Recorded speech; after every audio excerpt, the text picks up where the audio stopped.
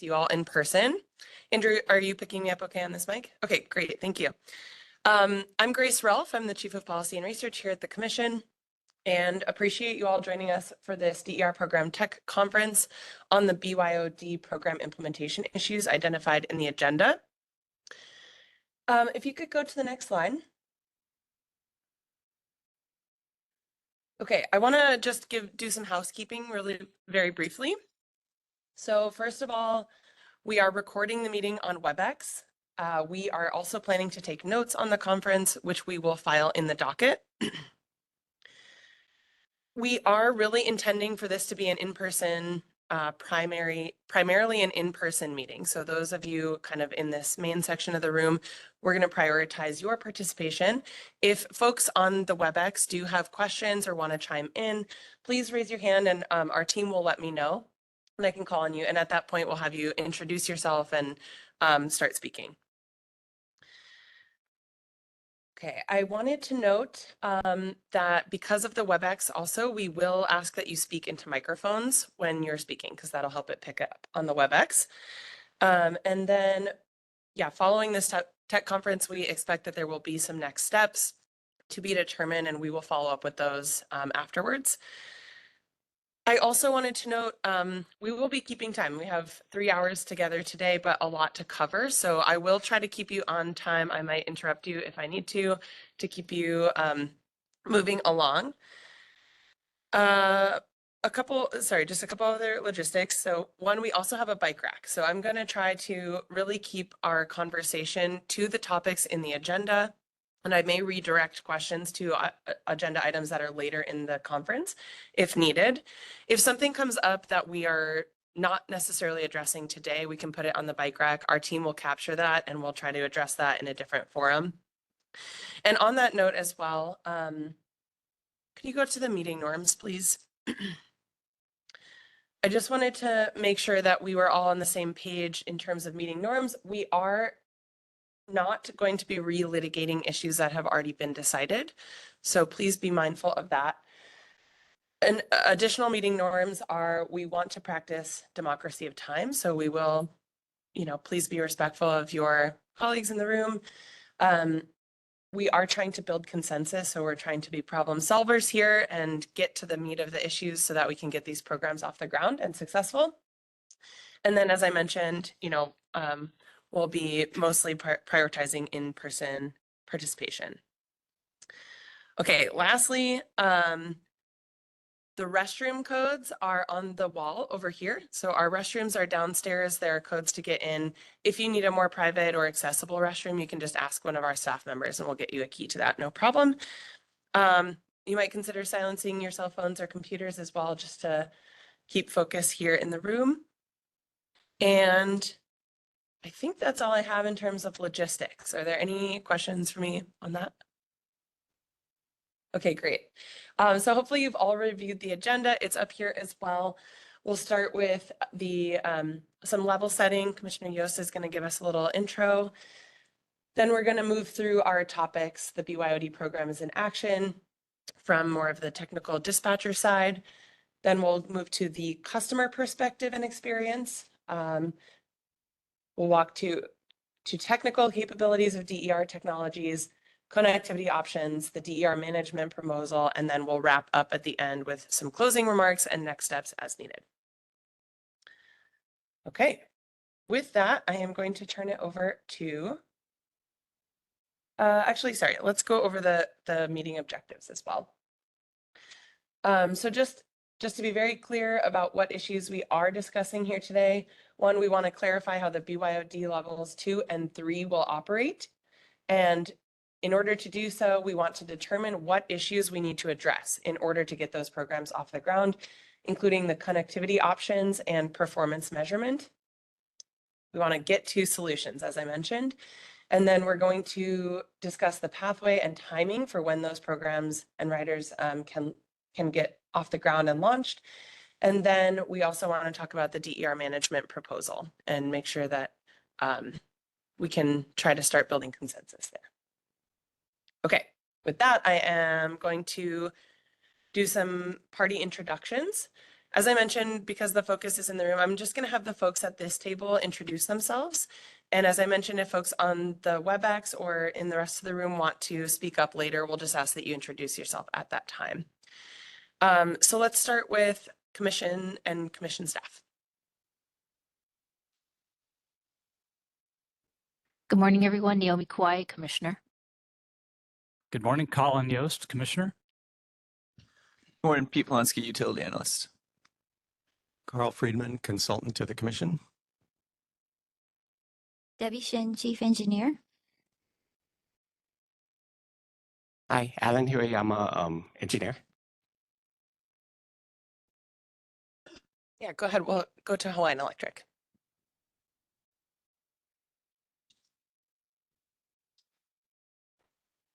CER operations, Hawaiian Electric.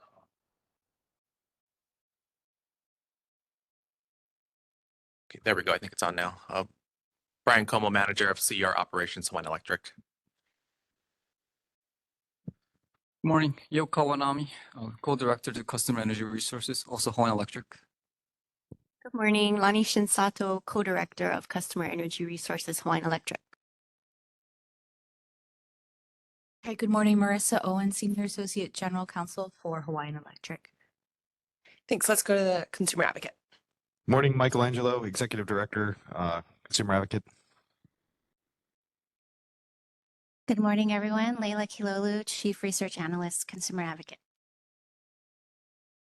Good morning, Marcy Chang, Chief Engineer. DER parties. Good morning, Rocky Mold. I'm the Executive Director of the Hawaii Solar Energy Association and part of the DER parties.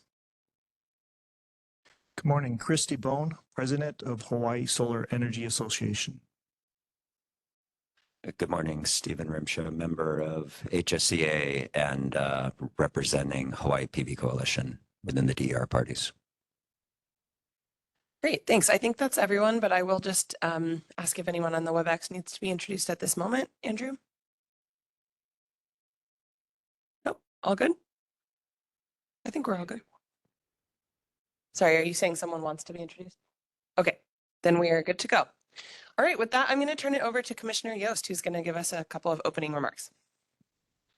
Thank you, Grace. Thank you, everyone, again, for coming in person. We really value this type of in-person interaction now that we are hopefully forever on the other end of the pandemic. But we do think, especially in a docket like this, where issues are complicated and a lot of interlocking parts, that when we get together in person, we do have perhaps a better opportunity to understand each other and have more effective dialogue. And we think that's really important in a docket like this, which really needs collaboration to succeed. As we all know, we had kind of a messy rollout of these latest tariffs, not what any of us would have wanted in an ideal situation. And we would like to avoid that type of transition in the future to the extent that we can. And I know that we won't always agree perfectly on everything, but I think that better communication, more communication can assist us in having a better chance of coming to stipulation or agreement. And we think the docket works best when it is functioning that way. Another reason why collaboration really should be possible and consensus, or not consensus, then at least stipulation should be possible in this docket, is that really all of our interests are fundamentally aligned. We need these programs to be successful. We need customers to want to sign up for them, and we need them to be efficient and easy for the utility to administer. I mean, all of that is very important to the success of the growth of this part of our energy transition. Like the DER resource has been a very successful part of our energy transition so far. It's acknowledged part of its future, and we need to support the continued growth and steady expansion of this resource. It's still kind of a low-hanging fruit relative to a number of the other challenges that we face. So we want that success to be something that everyone is shepherding and cares about. We should all be on the same page there. Finally, we really need to always remember to focus on that sweet spot of where consumer and utility interests align. There's, the simplicity of these programs when we achieve it helps consumers understand it. It helps the DER parties explain it and sell it to people, and it helps the utility to integrate it and administer it. Like when we achieve that that goal, the programs will work better. I am a little concerned about the complexity of our current structure and what we're trying to do. And I think, having to bump out BYOD 2 and 3 is a part of the reason is that they are complex to actually implement and get up and running. So we want to do it carefully. We want to try to do it right so that when we are launching these programs, they are easy to explain and they are likely to succeed. Like that is the goal. Also, in terms of technology, we want to try to leverage technology to make it easier for everybody to participate, to make interconnection easier, to make administration of the program easier. The technology can promise all kinds of new and amazing things, but if we get mired in the potential of what some of this technology can do and get too excited about that, we may lose track of what the grid priorities are for how these resources integrate into and support the grid. And also we may lose track of how complicated it might be for customers to even understand what we're offering and what the resource is. So I just want us to remember that we should try to leverage this technology to achieve our fundamental goals of success, of having these programs be an important part of our energy transition. So that's it. So thank you very much again for coming. And I also would encourage, I know that in the past, there have been, side discussions, and there are still side discussions among the parties without the commission present. We encourage that to continue, and we encourage you to consider in-person side discussions as well, because again, we think that may facilitate better dialogue, better communication where that's feasible. So thank you again. Thanks, Commissioner. Okay, we're going to jump right into the first substantive piece of the agenda, the BYOD program in action. So I'm going to hand it over to Hiko for their presentation on how BYOD works in action. About 20 minutes for your presentation, so about 9:33, 9:30.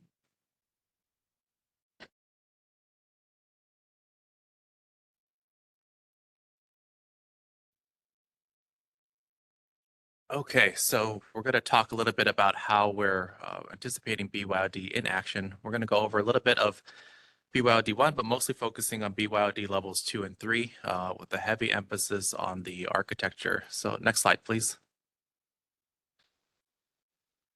So words are small, hard to read from here, but these are just the BYOD program parameters just to kind of give everybody like a level set of where we're at. Nothing new. Everybody should be familiar with what's on here based on what the commission ordered. Nothing in here I particularly need to call out for the purpose of this discussion, but just so everybody is kind of aware, this is kind of like what we're basing all of our architecture and all of our planned implementation for BYOD off of. Next slide, please. So this architecture slide, we're going to come back to this one a few times, but layering on different pieces of information as we kind of go through as it relates to the discussion. This is kind of the overall architecture that we're anticipating. We're relying heavily on the Citadel platform provided by Key2 to enable IEEE 2030.5 communication to DER devices. It's not required for BYOD level 1, but we are trying to emphasize that it would be really helpful if BYOD level 1 were able to be connected to the Key2 Citadel platform, because it will make transferring to level 2 and level 3 later a lot easier if they can do it up front. Kind of working our way down through the architecture, there's 3 different 2030.5 pathways and then 1 API pathway. So we'll talk about the 2030.5 pathways first. This is the standard like bread and butter of the Key2 Citadel platform. And we can do 3 different ways. We can talk to a dispatch agent, we can talk directly to a device, or we can talk to a IEEE 2030.5 gateway that is connected to a device. And the last pathway is the API. This is outside of the normal standardized IEEE 2030.5 protocol, but the Key2 Citadel platform is capable of doing so. And this can be used, we're hoping to talk through a dispatch agent who may want to not use the 23.5 protocol, but there are some caveats of that, which we'll kind of get into in a couple slides. Next slide, please. I mentioned IEEE 23.5, but when we're talking specifically communicating to DER, there is a subset of IEEE 23.5 called CSIP that was developed in California. This is really focused in on communicating to DER. CSIP stands for the Common Smart Inverter Profile. It's developed heavily by the SunSpec organization, relies on some key components to provide an element of cybersecurity and standardization. The main ones being the public key infrastructure, which is the certification of the device communicating between client and server. And then you have a couple of other cybersecurity type identifiers, the LFDI, SFDI, and the PIN. These are all meant as a way to uniquely identify DER and make sure that they can have a cyber secure connection to the server. The CSIP protocol does allow for a aggregator dispatch agent type model. Within CSIP, it's officially called an aggregator, but for the purpose of the discussion we've been having here in Hawaii, we've been referring to that as a dispatch agent. We did that as a way to distinguish between our other nomenclature for aggregators that are used for other programs. The dispatch agent, in this case, acts as a pass-through for the CSIP IEEE 23.5 protocol. It's a way to, I guess, group the number of connections between the client and server so that you're not overloading the server, but still being able to uniquely identify each of the DER behind it. Next slide, please. So with that in mind, let's talk a little bit about the actual infrastructure and how we're going to leverage that infrastructure to communicate to those devices. The system dispatch, or whoever the utility personnel is dispatching the events, you will use a web interface to communicate to this Key2 Citadel platform. And that can be done through a variety of ways. Key2 has a separate interface that it has, but we're also trying to bring that interface in-house so we can just go right through our DRMS that everybody is familiar with. And from there, we send that signal out over the open internet to the customer site. And the customer site will require either Wi-Fi or a cellular connection to get into the open internet.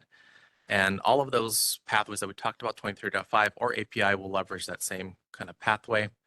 And once we get onto the site, between the interface, if we're not talking directly to the device, whether it's a dispatch agent, a gateway, or the API to dispatch agent, whatever happens behind that is kind of up to the implementer to do, but it's going to require some sort of interface, either network or serial or some other type of communication interface in order to communicate to the DER.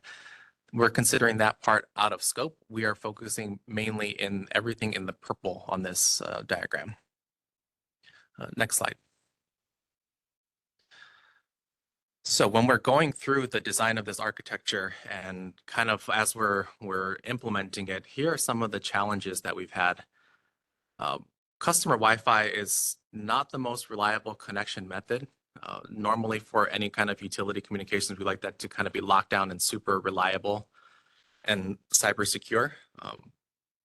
So customer Wi-Fi, not the greatest. I think we've also heard from the DER parties that they've had some issues relying on customer Wi-Fi for their own communications.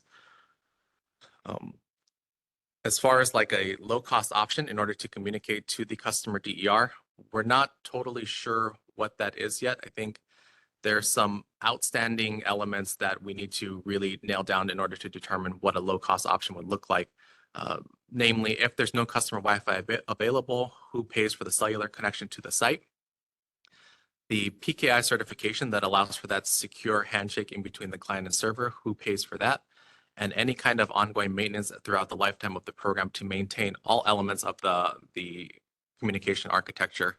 All of those are kind of unknown at this point. And lastly, the IEEE 23.5 protocol is a standardized protocol and it's great, but it's not perfect. It does have its limitations. Specifically, the telemetry that we get from it is limited to only those 4 fields that you see there, watts, vars, volts, and hertz. We don't have any ability to gather any advanced telemetry that would be useful for planning out events or future programs like the battery state of charge, the depth of discharge, any of the reserve capability or cycle counts of the batteries. So we don't have any of that available through the protocol. Next slide.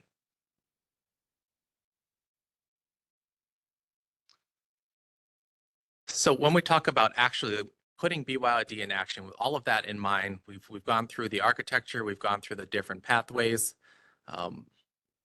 When the dispatcher tries to schedule an event, we have the 24-hour advance notification requirement. So there will be a notice sent out 24 hours ahead of the event.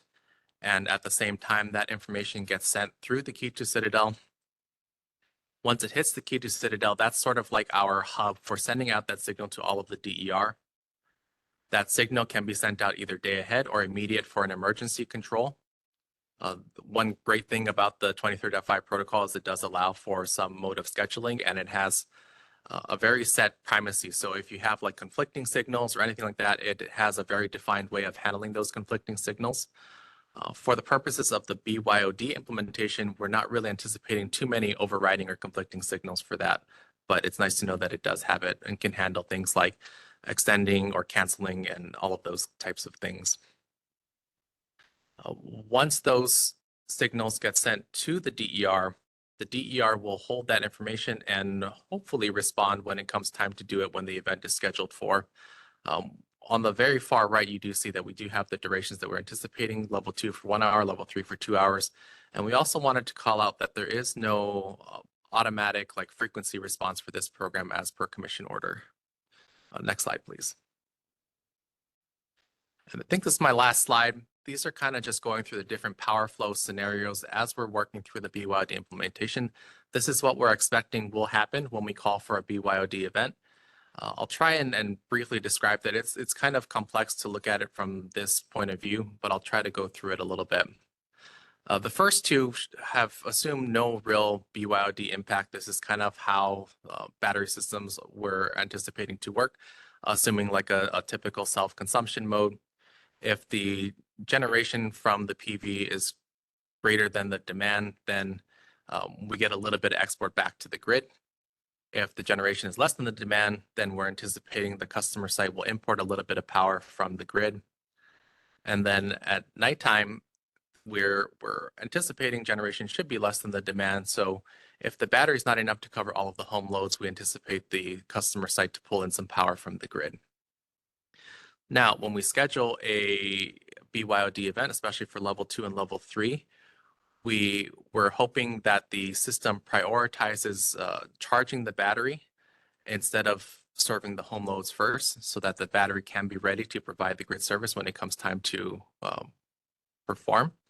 And then the last row there, BYOD dispatch, that's for when the event is actually happening. We anticipate the battery to cover all of the home loads and whatever else extra it has to be sent back to the grid during the event. I think that is it for me, and I think I probably went through that pretty quickly. Great, thank you. Yeah, we're great on time. Okay, we do have time for a bit of discussion, question and answer on this. So I'm going to turn it over to the commission and commission staff for any initial kind of clarifying questions on the presentation. Yeah. That hears me. Okay. Yeah. I had a couple questions. You had on your slide with the blue boxes, you know, with the dispatcher, KITU, Citadel. In terms of time, from the time that the dispatcher would make a decision to send a signal to the time that there would be a response in the devices, what's the scale of time interval across that whole pathway? Well, we've got the main use case of the 24-hour day ahead notice. So that is, you know, it's going to be 24 hours day ahead, but the time it actually takes for the device to receive that signal on the order of low minutes, maybe between 1 to 3 minutes or so. Same for the immediate emergency dispatch response, same time frame for the devices to receive that command, probably in that 1 to 3 minute time frame. In our testing, we did come across like one example where it took as many as 5 minutes to get that signal, but for the most part, it was all like a minute or two to get it. You referred to the blue things on the right, the communications between the various methods as out of scope. What did you mean by that? We're not concerned whether they're ready to go or not, or? I mean, we're definitely concerned that they are ready to go. However, when looking at the IEEE 23.5 architecture, like specifically this architecture, it's not within Hawaiian Electric scope to kind of dictate how the communication is handled between the purple boxes going the blue to the actual devices. It's within both the IEEE 23.5 standard as well as the IEEE 1547 standard for DER telecommunications that it is considered out of scope. And that is, it can be handled a variety of ways, and we don't want to, I guess, prescribe exactly what that looks like and kind of reach beyond our typical scope for that. When you say out of scope, it's not the utility doing it, it's somebody else doing it. And Correct. Yep. Okay, but, okay. Well, it's still an issue whether it's ready to go. These are typically, I mean, these communications have been done for many, many years, so we're not very concerned that that communication between those two parts are ready to go. These are standard communication protocols like serial Modbus, Modbus TCP, or something like that. So we're not super concerned about that being ready to go. Okay, could you go to the next slide? Oh, I guess a previous slide. Previous, there we go. On the last one, you have the IEEE standard is limited to watts, vars, volts, hertz. And then is the distinction between these what's visible to the meter and what's behind the meter? No, this is specifically parameters that we would like to get from the DER that we're not able to get directly from the DER using the IEEE 23.5 protocol. But the meter could see watts, vars, volts, and hertz. The meter can see that, but not directly from the DER. IEEE 23.5 is communicating directly to the DER, so it doesn't have any of the masking of the customer's other loads or generation. Is it that the standard doesn't cover it or the current technology isn't there? The standard does not cover it. But it could still happen. Standard does cover those four, right? Oh, standard covers those four. It doesn't cover the other ones after that. Yeah. Covered. Okay. But there's some state of charge within 23.5. There is some state of charge available. Information. But what's trying to figure out if it's just the standard and the rules of the road, or whether the technology doesn't allow you to see those things. Is it the inverters themselves and what the inverters can make available?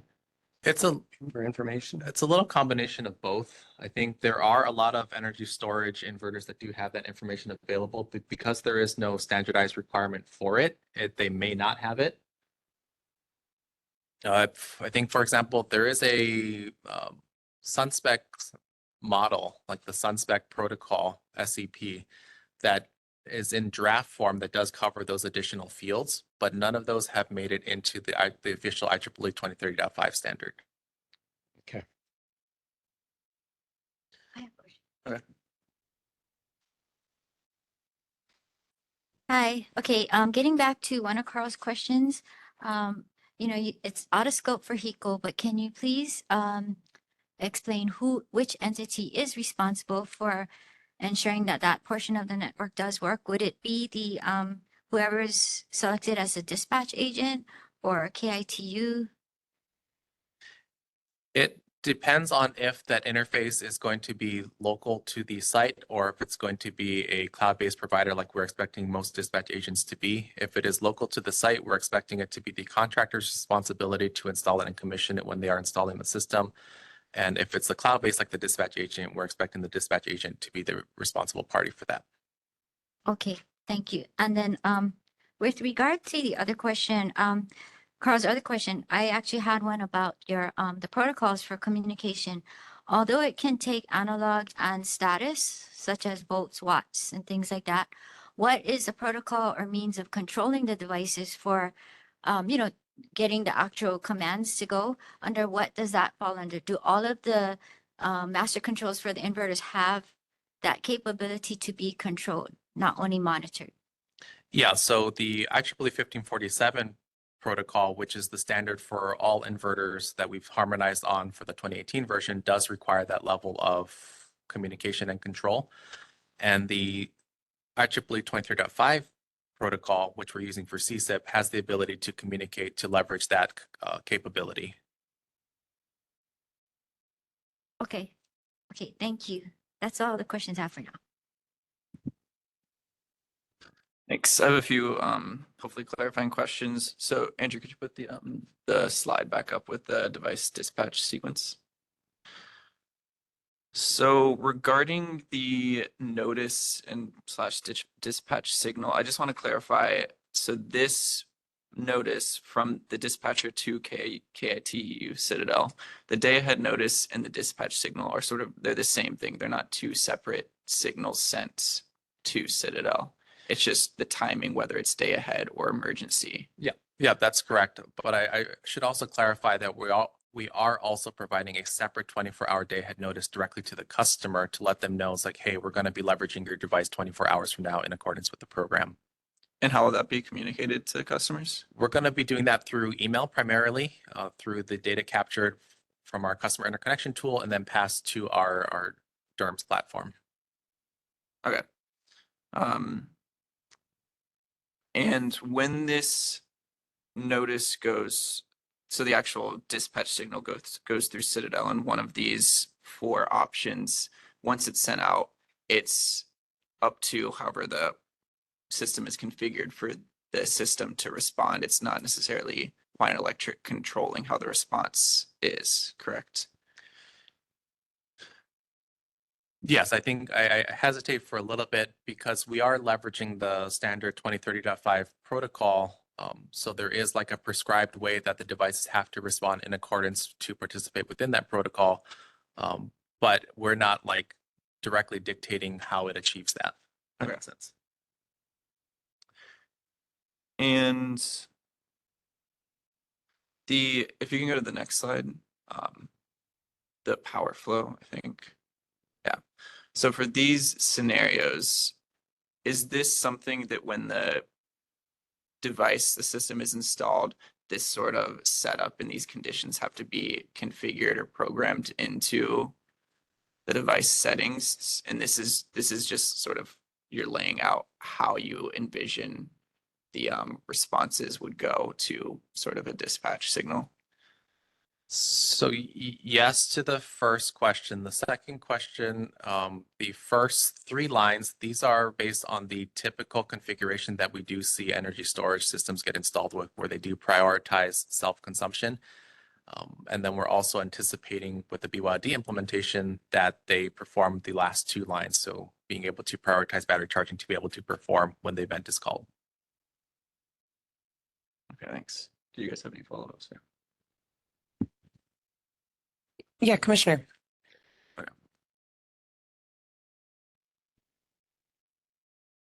With regards to the concern about communication, device communications with Wi-Fi or cellular and so forth, are we going to be able to establish a clear standard for verification at the beginning of the connection of these resources where we can be confident that communication will be adequate? I mean, what's the goal here? How are you going to achieve that, I guess, and how are you going to achieve that in consultation with the DER parties? Yeah, part of our draft tariff that we filed for BYOD levels 2 and 3 does have a prescribed verification process to validate that the communication is working.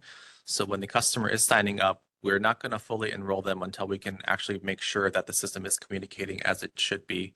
I think part of our concern is the ongoing concern that if the customer changes their router or they get a new router or service provider, then that connection may be lost. And then how do we manage the connection then? So what's the answer? I mean, that's a pretty key issue from a customer experience point of view, and also for a utility expectation of having the resource available. So I know that in other situations, you've got redundancy. It's sort of a common requirement where they can use either Wi-Fi or cellular or potentially other Ethernet even connections, like if one of those is the most successful. But how are we going to resolve it and how are we going to be successful? think we're looking at a couple different pathways for that. We don't know exactly what the answer is going to be, so we're looking at a few different things. One being having lots of transparent communication with the customers to let them know that we're seeing a problem with their system and it's not performing as it should, and hopefully that they can work with their contractor to get it resolved. But we're also looking at seeing if there is maybe a utility provided solution that might be feasible in the near future to alleviate some of that concern about the customer's Wi-Fi. Okay, and then on the notice issue, the 24-hour notice, because BYOD 2 and 3 are anticipated to have quite a few events, you know, every day, I think, for one of them, and every other day for the other, effectively. What usefulness will that notice be for the consumer? I mean, just thinking about it from the consumer's perspective, if they get an email every other day or they get an email every day, is that something they're just going to ignore? Is it something that they may get confused by or concerned about? Like, they're not required to take any action in response to the email, correct? It's all done automatically. So I just want to raise this as a question for everybody, actually, to think again about how those notices are sent, whether they are going to be useful or not useful, whether, for example, you could just post it to their portal, you know, so that if a customer was concerned about whether there was an issue with the program, they could just look at their portal and see what's going on, and look at the history of things on their portal too, perhaps, rather than we all get so many emails, and the more emails we get, the more we tend to ignore them, in my experience. So I just want to remember what the usefulness of that notice is and what we're trying to achieve by it. Thank you, Commissioner. Two comments on that. That is always a hot topic about notifications, and residential water heater program for the last 15 years, we actually don't notify the customers. And then the commercial side, we do notify the customers. When we were developing the bring your own device collectively together, it was recommended by the commission that notification shall be made. And we had I think there was an IR of some sort of the pros and cons of it. And at that time, the number of events was not set either. So it is something that we should continue to look into because it is frequent. And perhaps portal or perhaps another way where the customer, like you said, can actively seek if there is an event going on. The DER parties will continue to communicate about the seamlessness, where they shouldn't see too much of a difference of their daily livelihood if there's event or not event. So thank you for your comment. Okay, thanks everyone for this conversation. I want to note too, the customer perspective is our next agenda topic. So I'll give the consumer advocate and DER parties just a brief opportunity for a couple of clarifying questions, and then we'll move on to the next section of the agenda.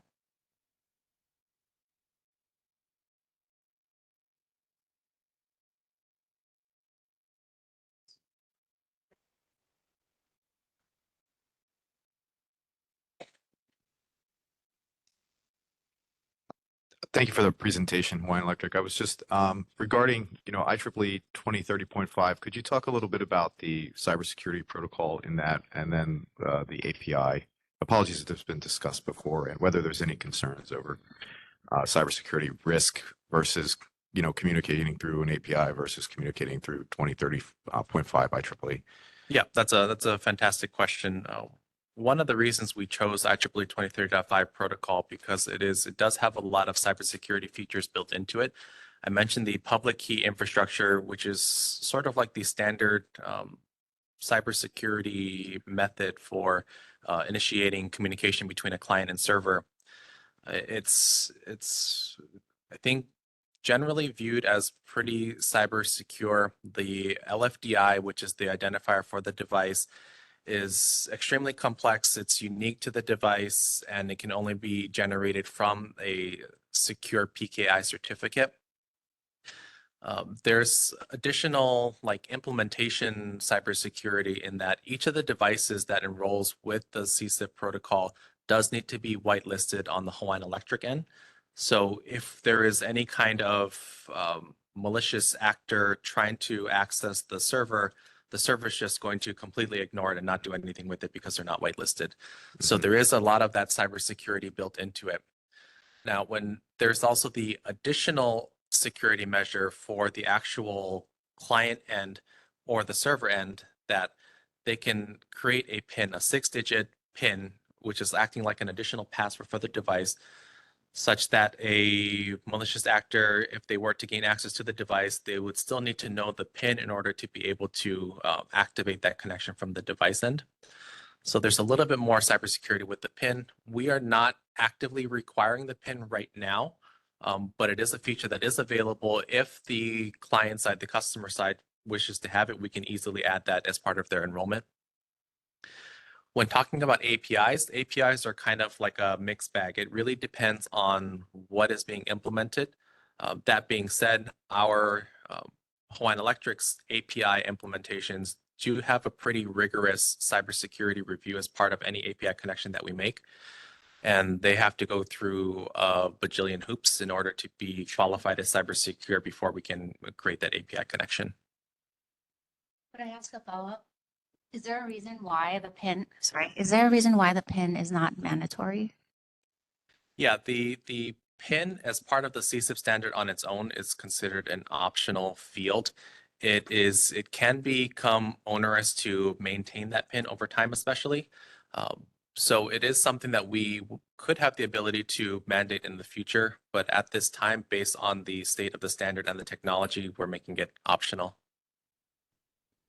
Are you able to share some of the, or maybe it's proprietary and you don't want to share it, and there's a reason not to, but the API screening process that you go through, or the...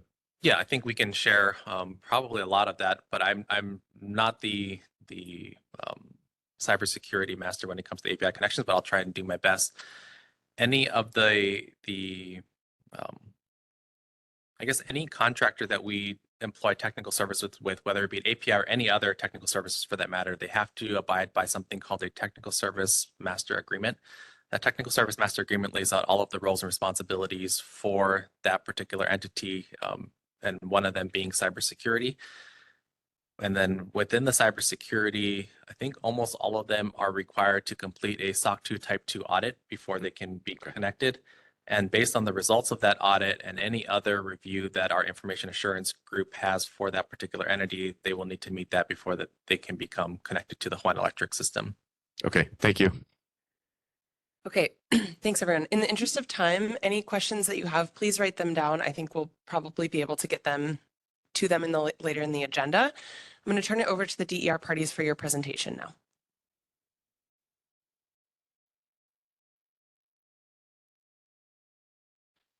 Thank you.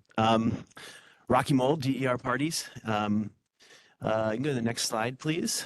Thank you. Thank you for giving me the opportunity to present here, and thanks for your presentation, Hiko. That was good. So we have multiple concerns about the viability of the program from a customer perspective, and those concerns really derive from the customer perspective. The compensation levels, the complexity of the program, as we've been discussing, and the technical capabilities. Next slide, please. And we've been discussing a lot of this stuff already, and we've identified this. So really, in order to get customers to participate, you really need to provide a reasonable expectation of some kind of benefit to them. And we're concerned that that doesn't exist. There is a potential for negative outcomes. And the current compensation levels are kind of, the benefit's marginal. So like it adds this risk to a customer, and we're just not sure that there's enough there to mitigate and to remove that risk to encourage participation. Next slide, please.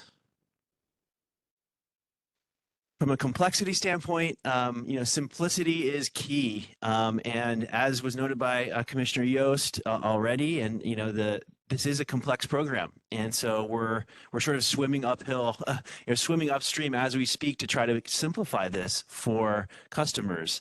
And in particular, it's really the bill crediting and the performance mechanisms. I think we have some work to do to simplify those and explain those, to be able to explain those to customers. Another issue is the performance payments. We think a payment stream directly to the dispatch agent will really simplify this and make it easier to administer and enable. So right now, it's all through bill crediting, and directly to the customer. So it's the relationship between the utility and the customer where that's happening. We think there's a role for the dispatch agent here to play, and that would be enabled to simplify it, and that would be enabled by a direct payment to the dispatch agent.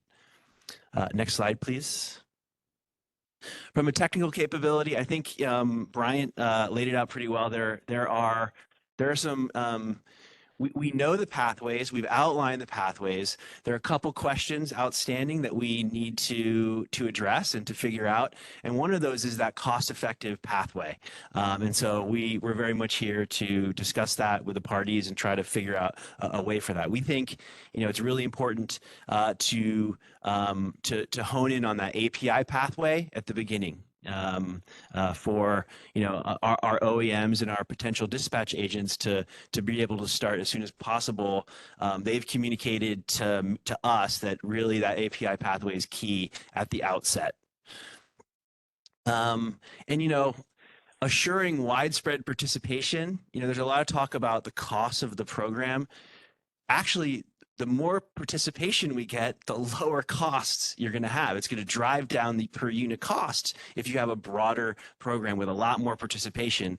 So we think while on an absolute level, you may have, more of a payment on a cost effectiveness basis, on a per unit basis, wider participation will drive those costs down. So we look forward to further discussions, and in particular, really honing in on the functional integration plan that I know we've been working on, and honing in on the elements of that and the program elements that are really going to help make or break this program. Those specific program implementation elements. Next slide, please. So these are the three topics that were brought up in the agenda. First, the commission asked us for a walkthrough of the customer response process to BYOD events initiated by Hawaiian Electric. As has been discussed, we really see, like, if an event is called, we don't necessarily see the need for that day-ahead notice email to go out, as you mentioned. This should be an automatic, seamless process for customers. Once they've gone through the onboarding process and the sales process, where the installer and the dispatch agent has gone to, has enrolled them in the program, has explained the program to them, has shown them the cash flow modeling and the likely impacts on their bill of the program. Once that's happened, really, it's going to be seamless behind the scenes for them, hopefully. And so what we envision is them really, seeing what's happening on a daily basis. They can look on their portal, on their system app, their interface with their program, and they'll see the dispatch and the charging of their system and the characteristics of the system on an ongoing basis, and they'll be able to see the impact on their bill. And really, we think like there's a role for dispatch agents and installers to play to maintain that relationship, aided by marketing, education, outreach, transparent materials from the utility as well. Next slide, please. So a summary of issues that need to be addressed. The marketing, education, and outreach is critical. I think we all agree on this, and we look forward to working. We've been working with HECO on this. I think we can all improve in this area, from us to HECO to the commission. I think we need to really strive to make a concerted effort to work together on that marketing, education, and outreach even more. We'll be, HSCA will be scheduling, webinars for our members. I think the first line is really to describe this and to enable our member companies and our contractors with the right information when they approach customers. So that's key.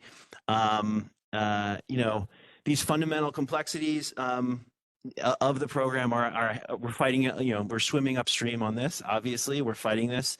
We need to let customers know what the impact of enrolling in these BYOD programs will be on their ability to self-consume, their resiliency and their backup. They're giving up control of their system, and they're giving up their energy that they've produced, that they've invested in. So really, we need to be transparent and clear about what that impact is going to be.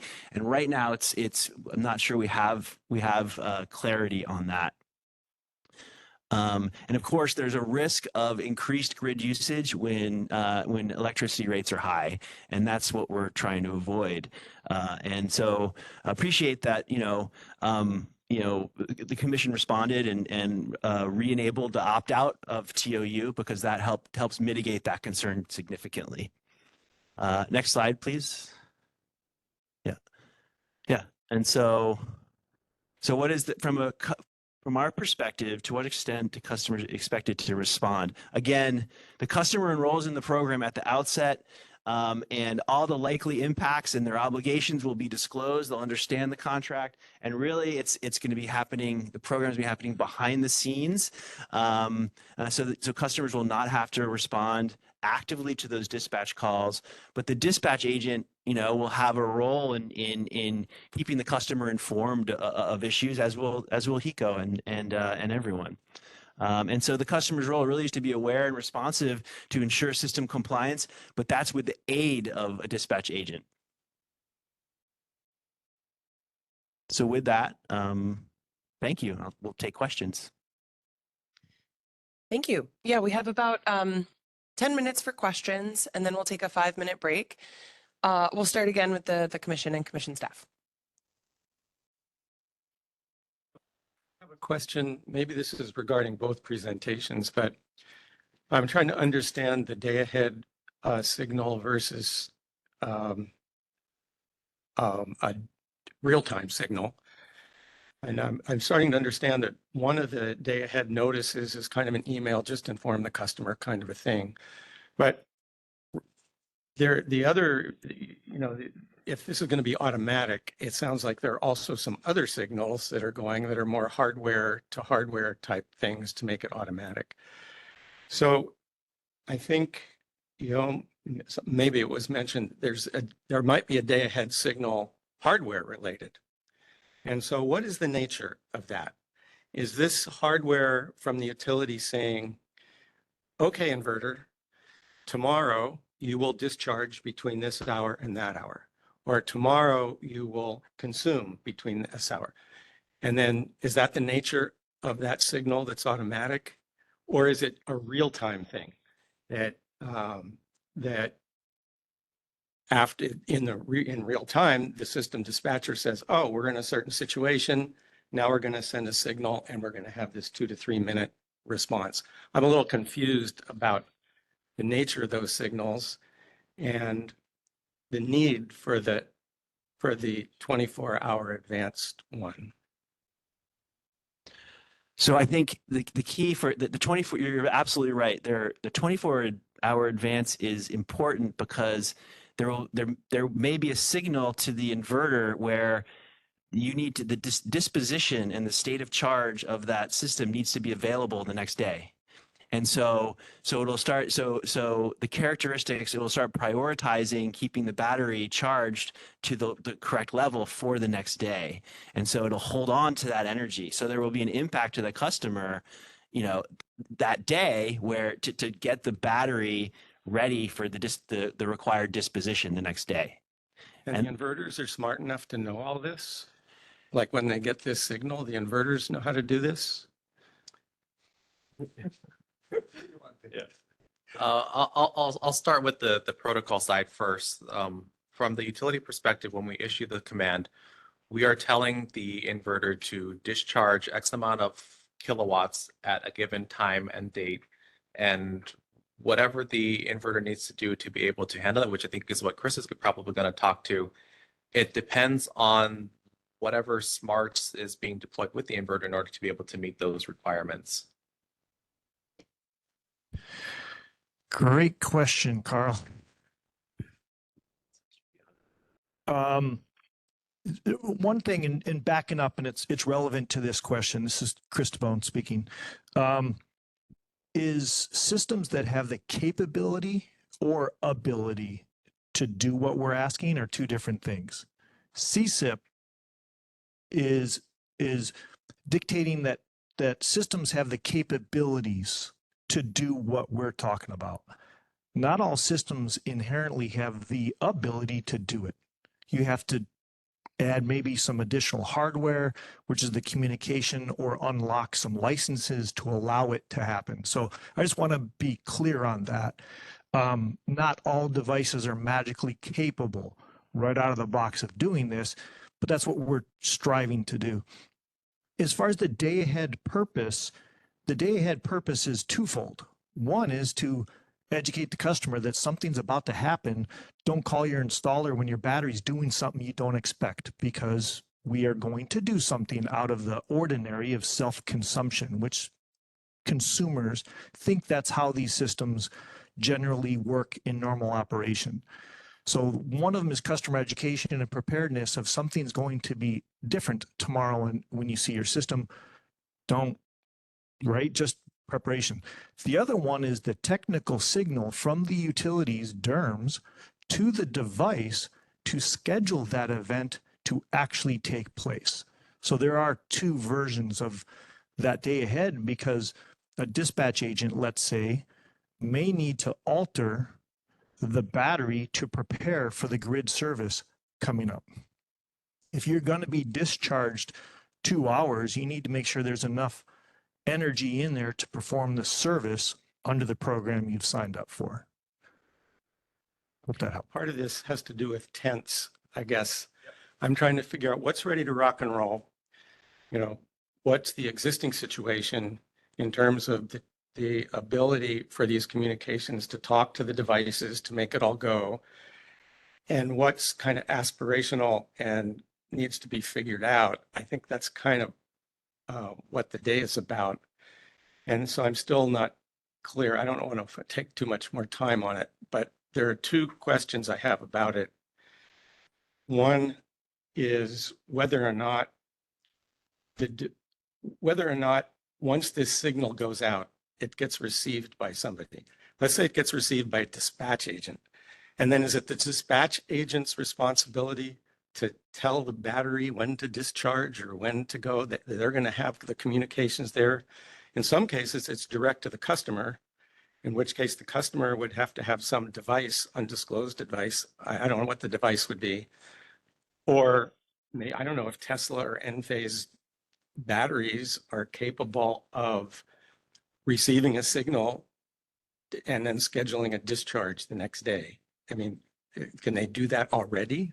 Or I'm trying to figure out what is ready to go or not. So they can do that, but there may be some upfront work that needs to take place by the manufacturers to get them ready to do that. One of the reasons for the dispatch agent is because the dispatch agent will receive the signal and they'll have their fleet available to them, and they will know how to reach out. They will know how to dispose the fleet to be ready to respond so that you don't have to have that direct signal to the device. And so it's the responsibility of the dispatch agent to ensure that the fleet responds correctly. But from a device level perspective, the OEMs that I talk to, they all say, we can absolutely do this. We can do it now, some of our systems, but we will need to do some upfront work, and we need to schedule capital budget, some programming time to program firmware into our inverters to be able to do this, and we can. So some of the issues that we're facing in the industry is the assurity that there's going to be a market here to justify these OEMs going out and doing that work, if that makes sense. But it's possible. I'm told. I don't know. Yes, I'm up. Okay, let me maybe have a quick discussion with Bryant across the table here and see if this is a true statement, and this will help, I believe. There's a broad spectrum of different ways of doing the same outcome. One of them, I would say at the top, is a true system designed for 2030.5 interoperability that has an on-site management controller and uses direct communication from the head-end system from Hawaiian Electric down direct to the device or through a dispatch agent to that controller. It receives it and it holds and it gets ready to perform that function. If it receives it, you could actually disconnect the communication path and it will still perform that function. It has a on-site management system to continue to take out that instruction. That's at the top level, I would say. The opposite spectrum of that, for the purposes of including multiple manufacturers and multiple devices, would be probably an API, which would be a communication from cloud to device that would need to be online, operational, communicated to actually be able to take that signal on a moment's notice in real time to perform that function through a proprietary communication to do the function. So that's the two broad spectrums of it. And we're trying to find something that works anywhere in between to capture all the devices and get as many devices in the program as possible. And we've already, DER parties and Hawaiian Electric have, I'm not sure about the API, but have successfully tested and demonstrated these so far. Yeah, if I can just add two quick pieces and a little bit different perspective is talking about readiness. One of the reasons we chose this protocol is because California's done a lot of work for it already. They've qualified a lot of inverters, and all of our inverters right now on our current qualified equipment list do have the capability to be able to perform according to this protocol. Some may require a little bit more work, like Rocky was mentioning, but they all do have that capability. That being said, though, once this program goes live, I believe Hawaiian Electric will be the first jurisdiction in the country to have this kind of scale for this protocol to be in place for DER. So there's not a whole lot of other jurisdictions we can really look to throughout the country to copy off of for managing this many DERs at scale with this protocol. So you said the inverters are capable of doing this, but there was also another box they're talking about. Is this, the box is still necessary? Is it invented? The physical, so there's a gateway box that has. Sorry, so there's four pathways, right? There's direct to device.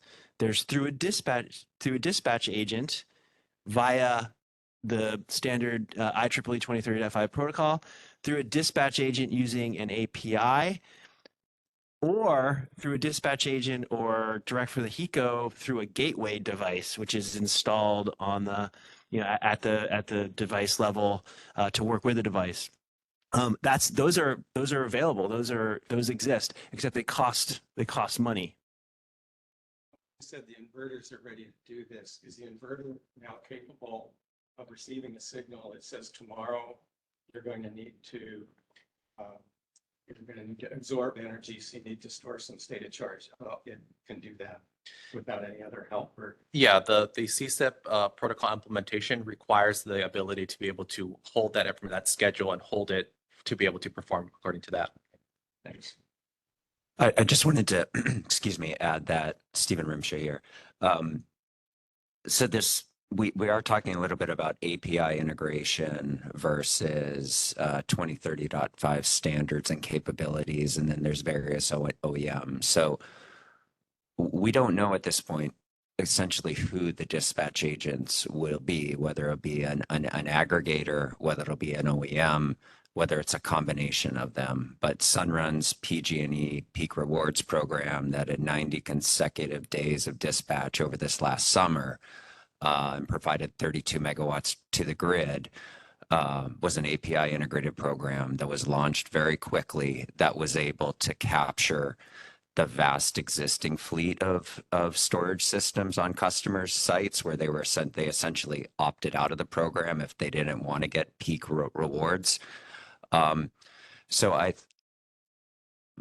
at any level, whether you're going 2030.5 or API, the devices have these capabilities, but they need software in place to enable the connectivity and customize it specific to the program rules. So under any scenario, there is a level of upfront work from the dispatch agent, whoever that may be.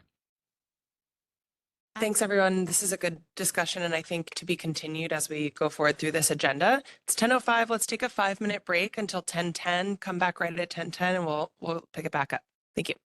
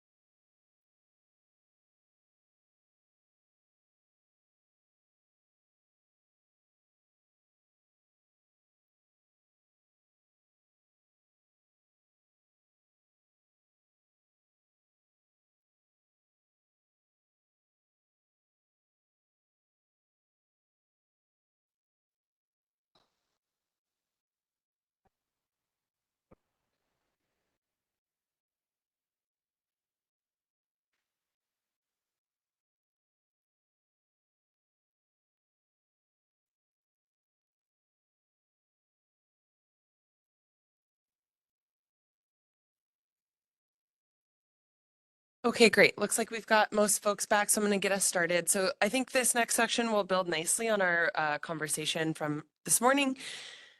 We want to have a conversation here about the technical capabilities of the DER technologies.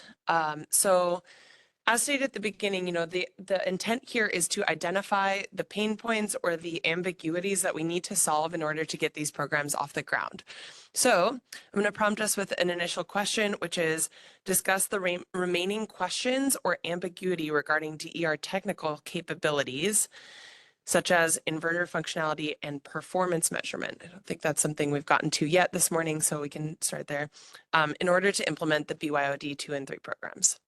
So I'm going to actually start with the DER parties here and ask you to respond to that question.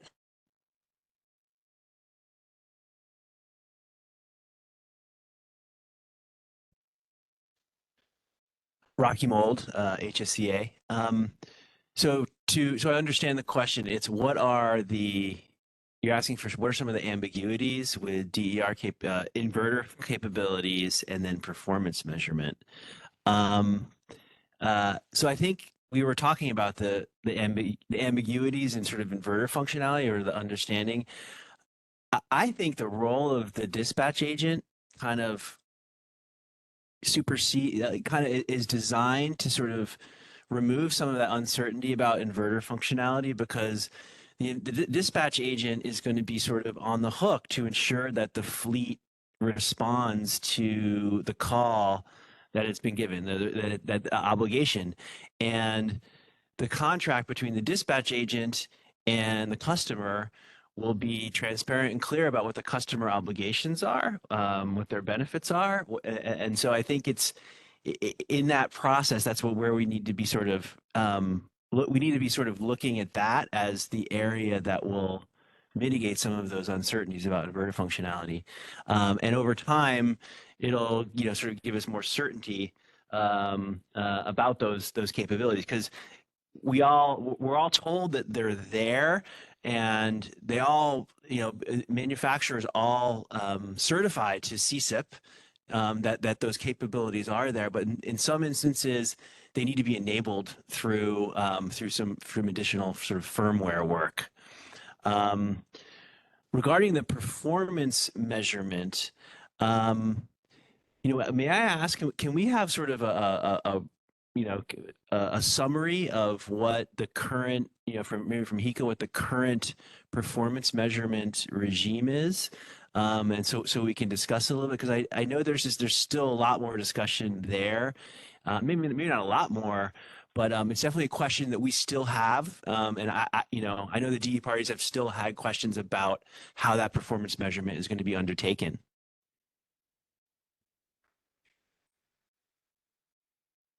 Thank you, Rocky.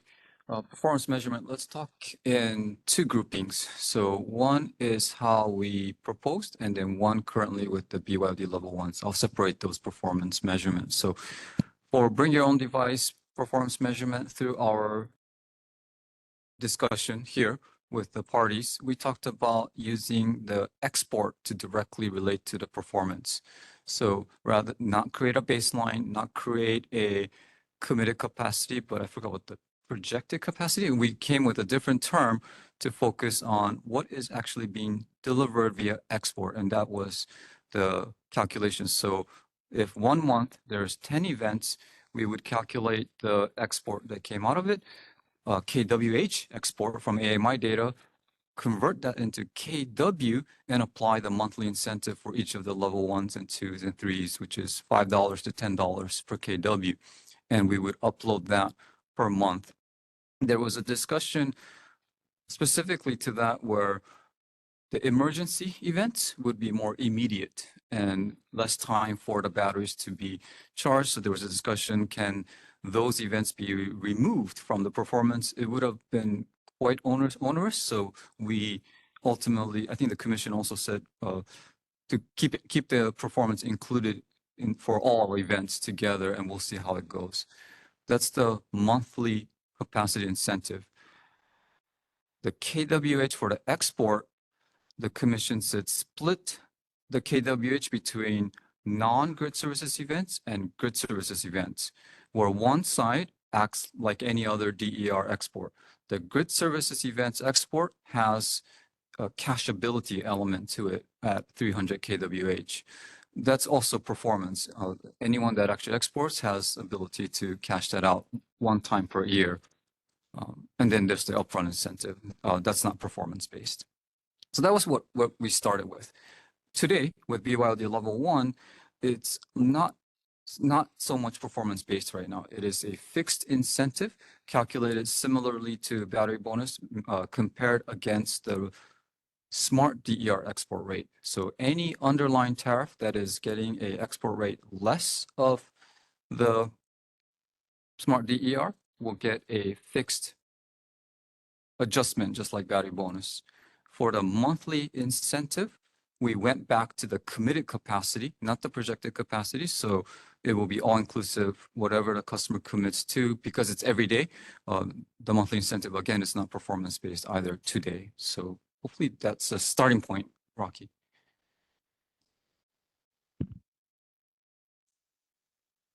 Hey, Stephen Rimsha. So, I mean, the inverter functionality is in place. It's a matter of, do we have program structures that make sense for a dispatch agent to invest in the capabilities to offer these capabilities to customers. So I think there's a structural challenge where bring your own device programs in other regions, it's not 100% bill credit. It's actually not a bill credit at all, which has proven to be successful with the savings based on performance shared with the device owner.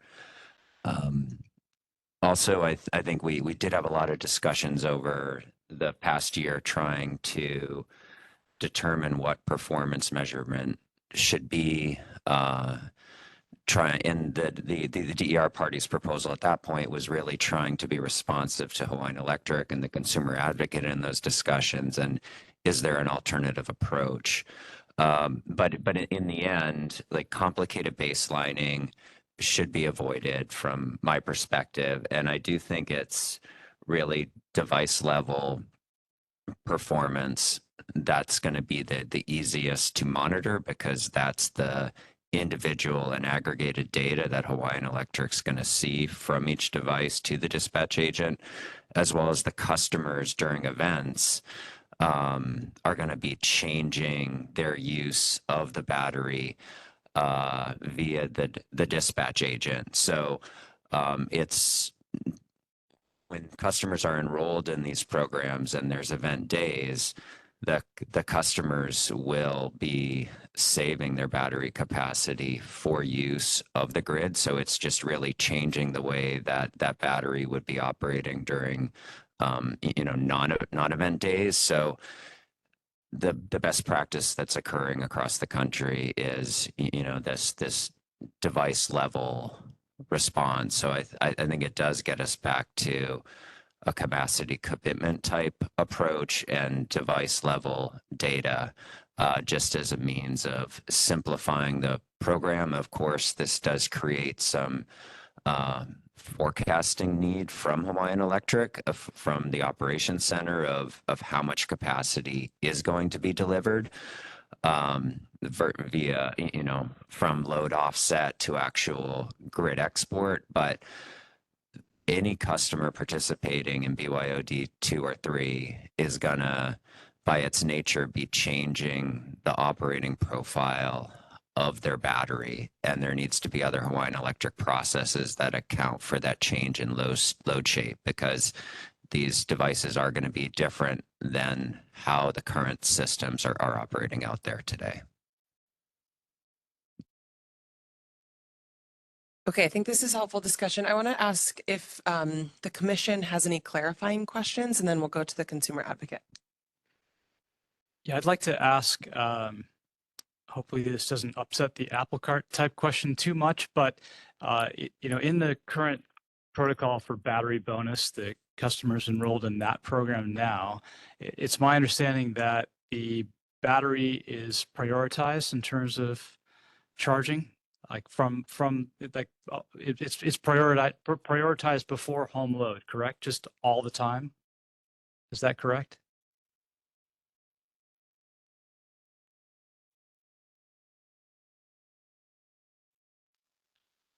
So I don't think it's 100% clear in the tariff myself. And I think there's some likely variations of approaches that the OEMs have taken due to that was the intent in the order, but I don't think the tariff's 100% clear.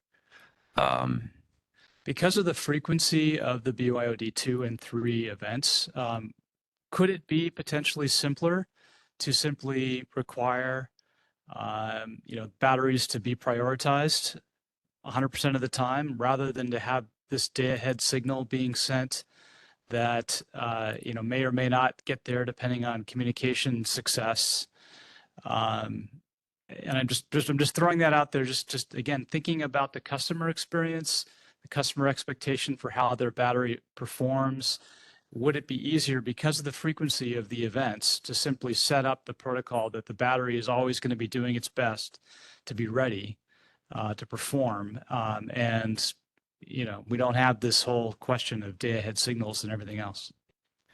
Stephen Rimshaw, I don't believe that addresses the issue because one, we have BYOD 3, that would be a scheduled load build event. So you wouldn't be prioritizing charging of the battery except during that load build period. And the other component of prioritizing charging, it's really the charging component only. So the majority of these systems to prioritize charge would be delivering all the energy that they're creating into the battery to ensure it's available. And the other component of that would then be during event days, how are you scheduling the use of that battery? So I believe that the day ahead scheduling function is important twofold that and wouldn't be resolved with just specifying prioritizing charging for say BYOD 2, but because there's still a need for change in the dispatch profile of that battery for the BYOD 2 event. And for I'll leave it there. Hopefully that helped clarify the distinction that prioritizing charging's a good way of, especially during lower radiance days, maximizing the capacity in that battery. But the other component of delivering the capacity to the grid and retaining that capacity for the event instead of customers self-consuming that battery power is distinct from prioritizing charging. Okay, yeah, that clarifies it. Thank you. Consumer advocate, do you all have any clarifying questions? Okay, commission staff. Yeah, I'd like to ask a bit more about performance measurement. I think as Yo mentioned, the BYOD level 1 isn't at the moment, it's more of a fixed incentive the way we've done for battery bonus.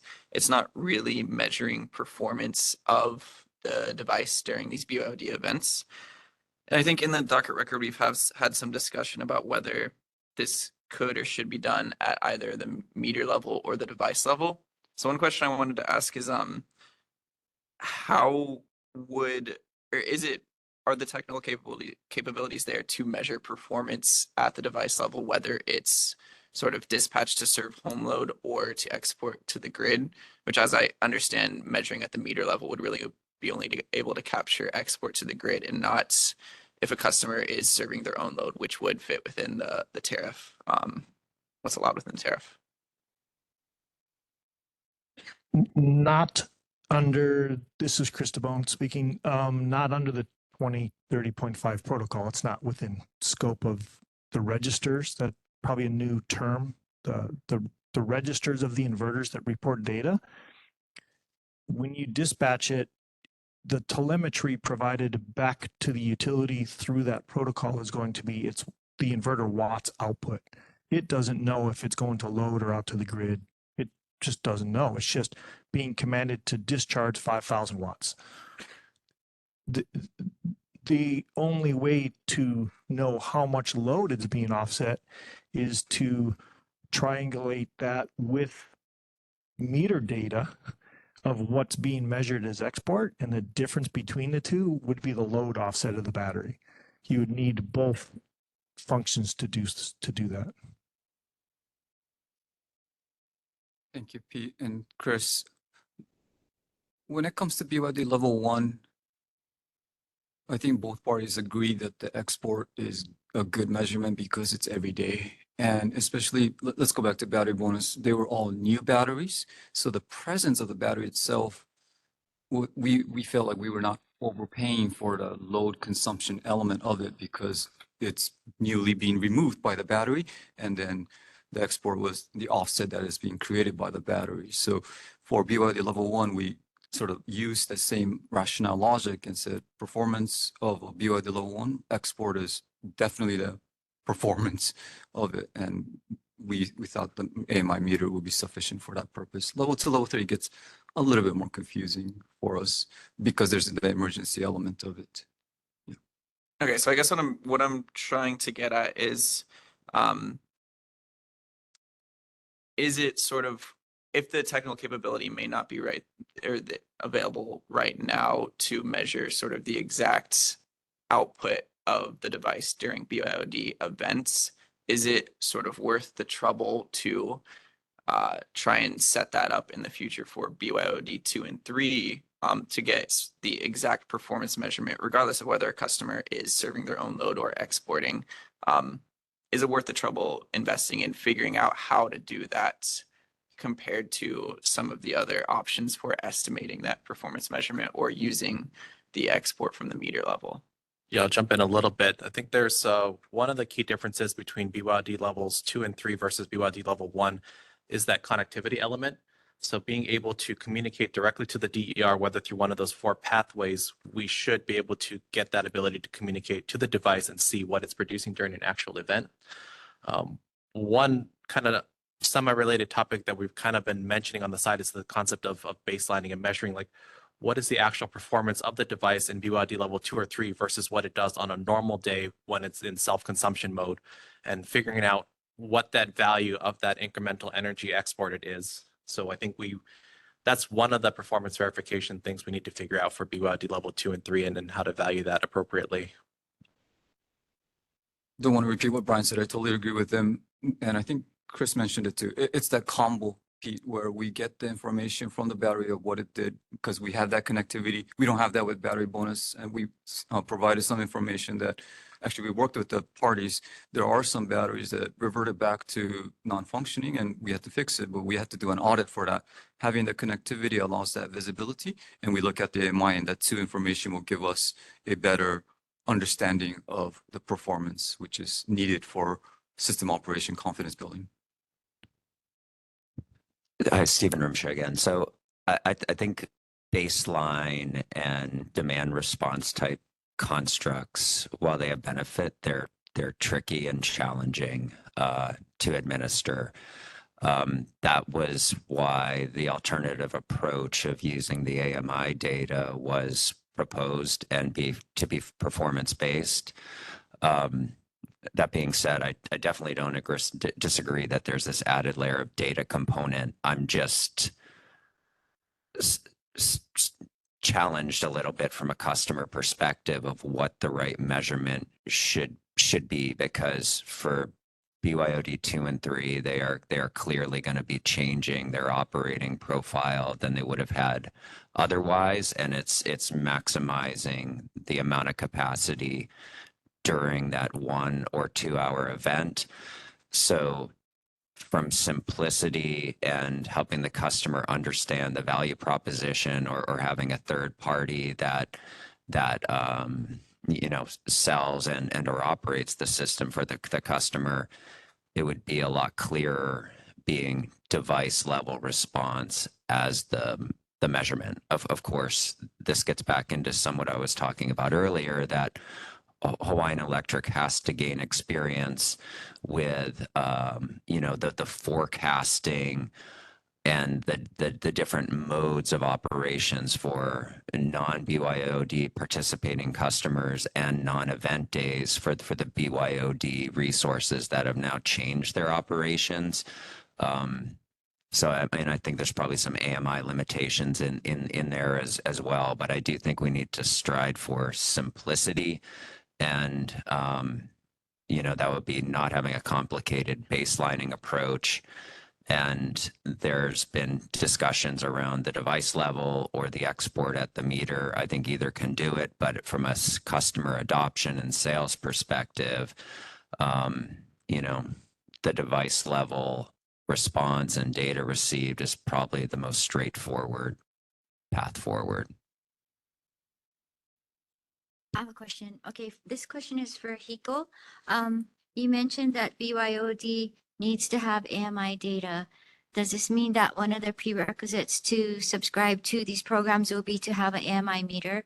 Because not all customers currently have AMI meters?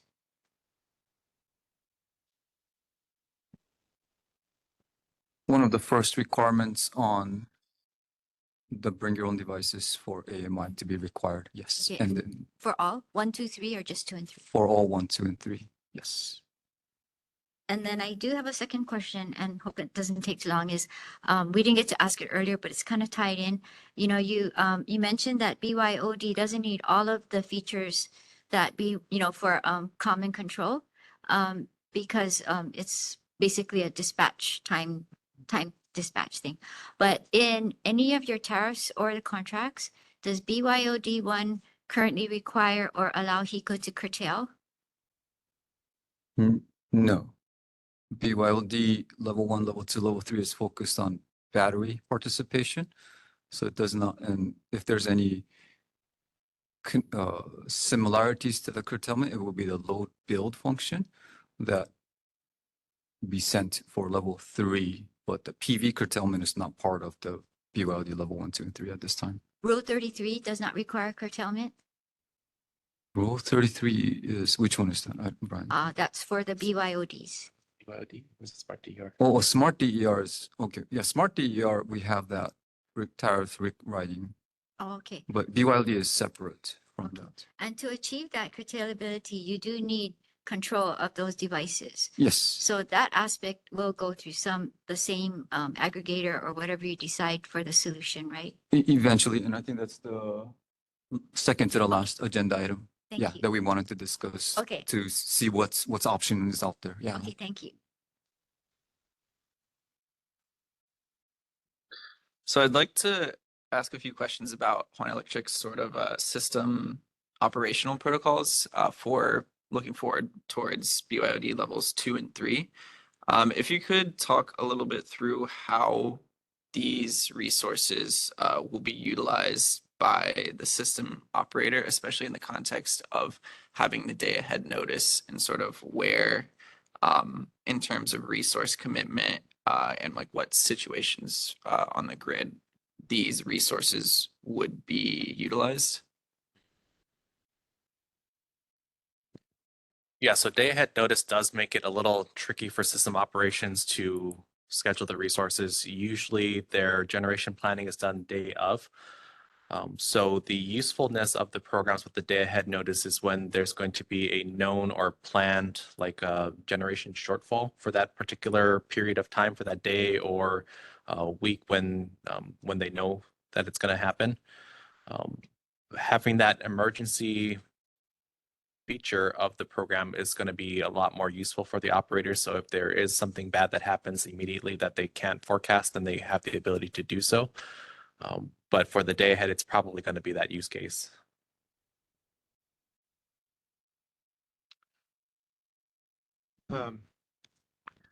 Okay, so I guess I'm not clear again, because you're talking about the day ahead features of BYOD 2 and 3, but also kind of real time can be either.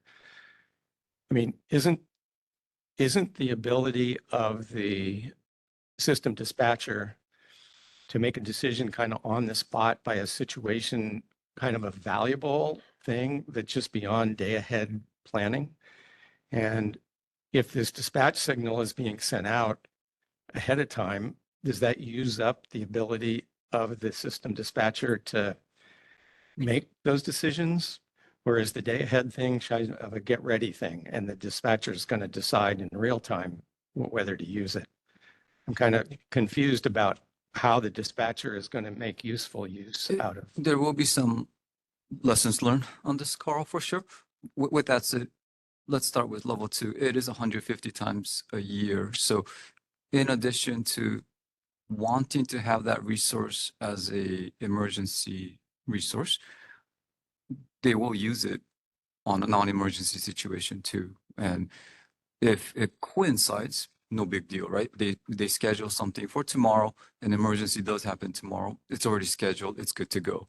And on a non-event day that they didn't happen to schedule, an emergency happens, they do have that leverage to press that button. So that's sort of the Okay. learning that we will encounter and see how much differential of a KW delivery is between those two scenarios. Okay, let me frame 3 different scenarios, because the word emergency throws me for a loop a little bit.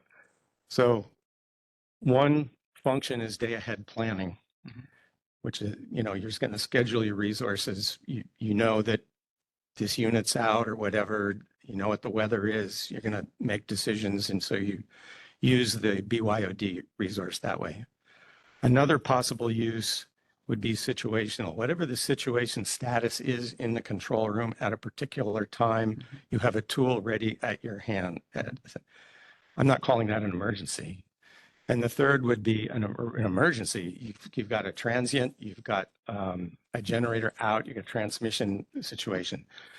So I guess I'm asking between the first two, is the primary use of these resources just scheduling tomorrow's loads, or is it having a tool ready for the system operator to be making operational calls and dispatching or committing the resource in real time?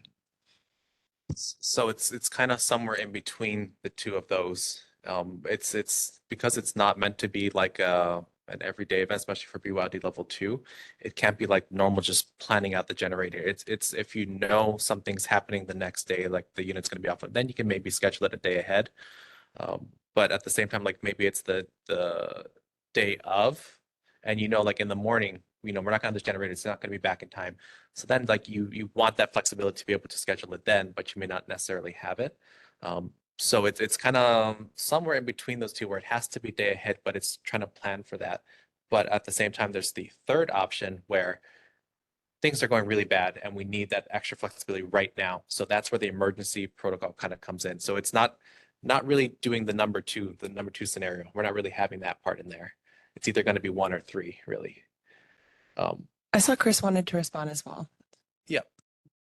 A comment on this. This is Chris DeBone.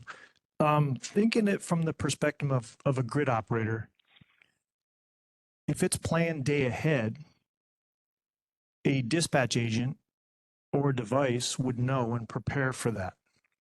So if it was 500 kilowatts, likely that next day you would hope to get around 500 kilowatts because it's been day ahead planned, the device has pre-charged the battery and you're ready.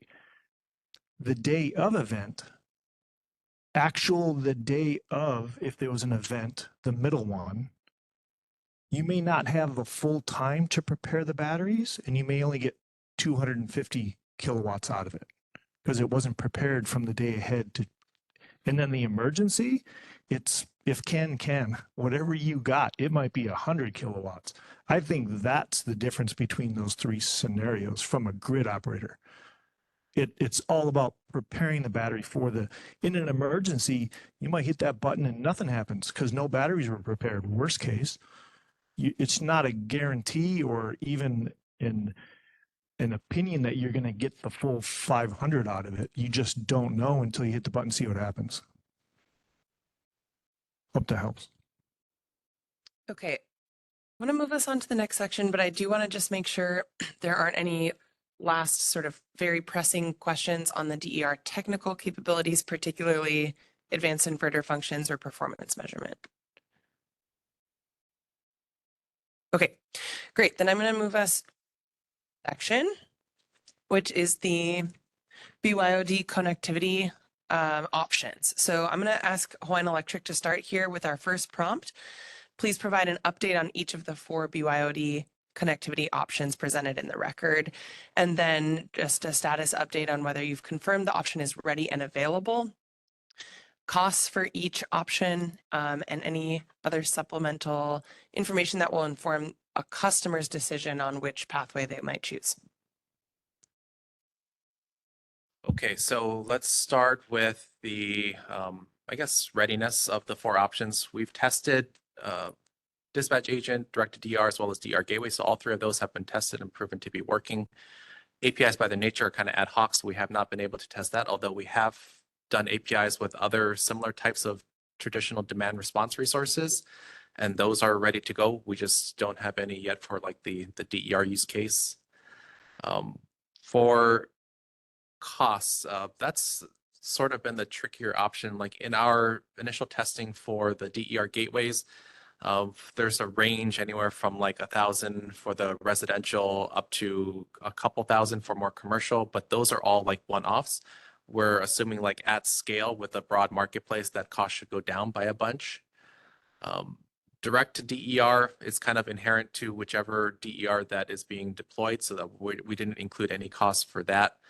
Dispatch agent is another one. We're not quite sure what those costs will look like. Kind of depends on, I guess, what Rocky's been mentioning throughout this, the roles and responsibility of the dispatch agent, where the payments are going to. All of that is going to depend on those costs, I think, for the dispatch agent. And then APIs, my ballpark number I use for any of our APIs is $50,000 to integrate to our system. It could be more, it could be less, depending on how deep the API integration needs to be. And there are a couple other outstanding cost elements I wanted to touch on, just referring to my notes here. One being the PKI certification. That's an option for all 2030.5 implementations, whether it's dispatch agent, direct DR, or DER gateway. There is some cost associated with that, and we're trying to figure out, like, can those costs come down with scale? There's, like I mentioned, there's not been another jurisdiction with this sort of scale that we're looking at, so it's not really been explored, and we don't have any concrete costs for that right now.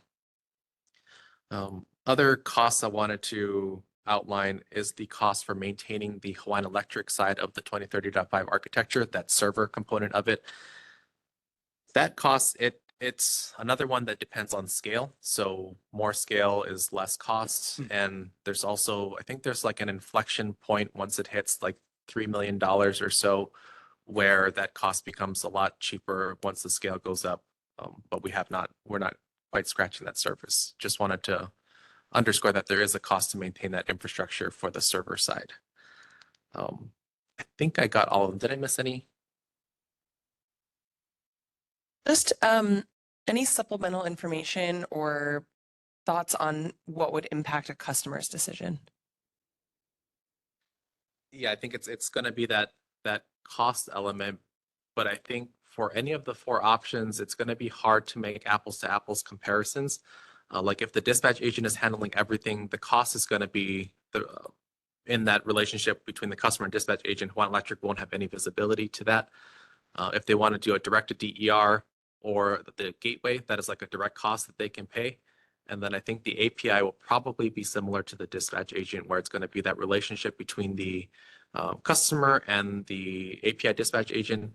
But I think there might also be another cost associated, like I mentioned, the $50,000 ballpark for integration between Hawaiian Electric and the API. So it's trying to narrow that apples to apples cost down for the customer and what it's going to end up being. And not just the participating customer, but the all other non-participating customers as well, for any other infrastructure that needs to be paid for as part of this. Questions on this right away? Go ahead, Mike. Can you?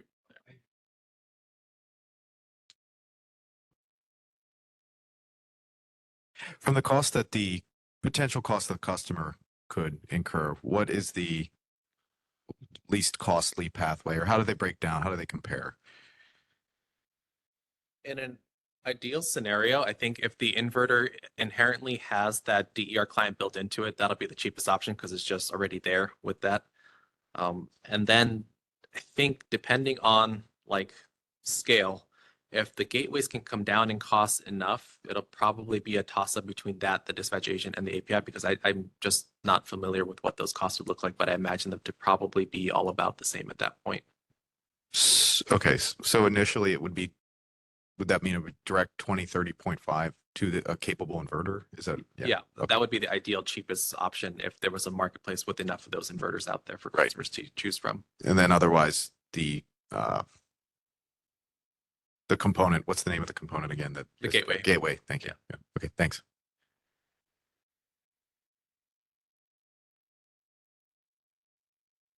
I guess I'd like to go up a few 100,000 feet there. I'm coming back to this question of whether we're ready or not. And so I'm hearing from you, these are ready. You're ready to go. But I was also hearing earlier some issues about how it's all going to work and software, API development. Are we ready to go with these? I mean, from Hawaiian Electric's perspective, yes, we've tested and integrated the dispatch agent, direct to DR, as well as the gateway. So we've tested all those. We're ready to go to integrate all of those right now. So that's the blue boxes, but over in the out of scope stuff, I mean, do we have dispatch agents ready to go who are available? Have the dispatch agents figured out that stuff that's out of scope and how to work it out? I mean, is that stuff ready to go? I think I'm going to pass that over to Chris because Chris was the dispatch agent that we tested.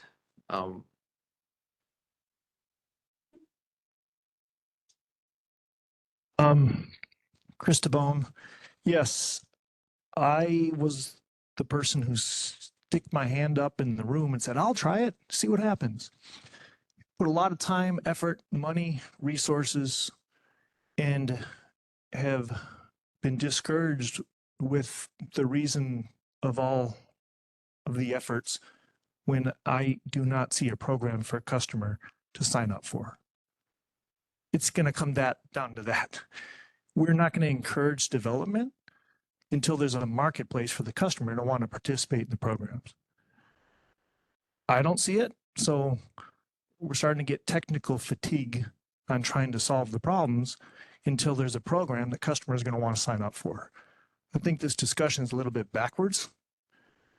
We need to encourage participation in a program, and people will want to figure out how. I'm speaking from a technical connectivity standpoint, getting from the dispatcher to the actual customer device performance. Is the whole It is ready. Is the whole train ready to go? Yes. On very particular vendors and very particular people willing to do that, it is ready today. There's just not a lot. Just a quick follow-up, the API integration, assuming that there was someone willing to do the API integration with HECO, how long does that take? It's a software project and it may take some time. So 3 months, 4 months, longer than that? It depends on how deep the integration is. Like a surface level integration can be done pretty quickly, probably in the 3-month time frame. But we've had other API integrations that are pretty deep that last closer to a year.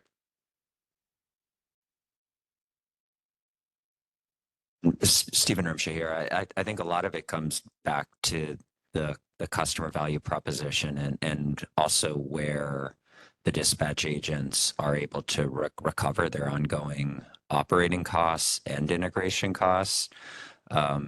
I did have a follow-up for Brian in their slide, but it talked about going direct to Key2 systems, which I think is about a $60,000 cost to integrate with them. And then I heard comments about Hawaiian Electric having about a $50,000 cost. There's obviously costs on the dispatch agent too. So I guess I have some open questions in my mind of where that API integration is happening, but are programs live that are API integrated in various states across the country? Yes, they absolutely are. So these costs we're talking about, $6,000, is this per customer? Is it 50,000 for API? That's a one-time deal per dispatch agent, or, I mean, not for the whole system? Which of these costs are per customer and which of these costs are one time? So on the API side, I mean, there's obviously ongoing maintenance, onboarding of new customers that are costs. But if we're using a third party, such as Key2, my understanding is Key2 expects a payment from the dispatch agent for that integration.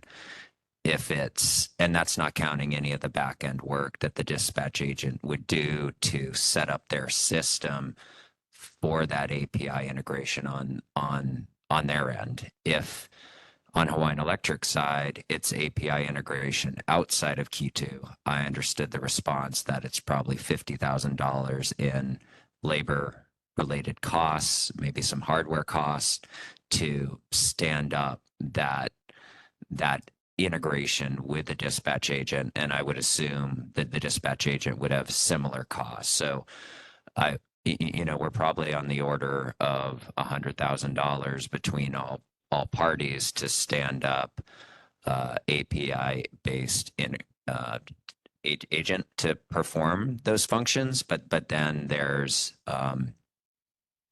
other ongoing costs, and that API integrated agent would already have equipment that, at least from Sunrun's perspective, we would already have equipment going in the field that would enable that control and connectivity and participation. So we would not have any field hardware additional costs. We definitely have ongoing costs to maintain that infrastructure and upfront costs to enable that integration and customize it directly for the programs with Hawaiian Electric, and any testing of that infrastructure during that couple-month process that it would take, as well as stand up any additional hardware and software programming. But once that's in place, the incremental cost to bring on a customer would be an administrative type cost, because the hardware needs in the field are not changing. Like PG&E was a good example. We could go back and automatically enroll customers for batteries that were installed in the field, provide them rewards for their device performance, and it was just a matter of integrating an API with PG&E in order to accomplish that. So I think it's going to depend, again, to some degree, of who the customer is installing that original PV system with. I think Chris's company has led a lot of focus on 2030.5s. Other customer systems have connectivity with the OEMs, but those packages are not a grid service package. So I've heard, not in recent discussions, but I understand a grid service package from an OEM is probably on the order of $25 a month for the customer to have that dispatchability from an OEM. So the OEM would be recovering their upfront integration costs with the utility, and their ongoing operating costs with that customer. So if it was a direct customer bill credit type model, as it currently is, the customer would probably be looking at a $25 OEM monthly cost just to participate with the program. And I don't have any hard information on that's what the value proposition and cost would be for an OEM to provide that service to the customer. But grid service programs that I've heard of in other places and using an OEM have been in the order of that sort of monthly operating cost to enable participation, versus a model. There could be different dispatch agent models not directly using the OEM platform. Okay. I mean, is this copy with Hawaiian Electric's understanding? Yeah, for the API integration costs, 50, 60,000, somewhere around there, that's a per API integration cost. So I think that tracks for the API portion.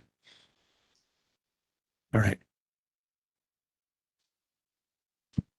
Go ahead, Marcy.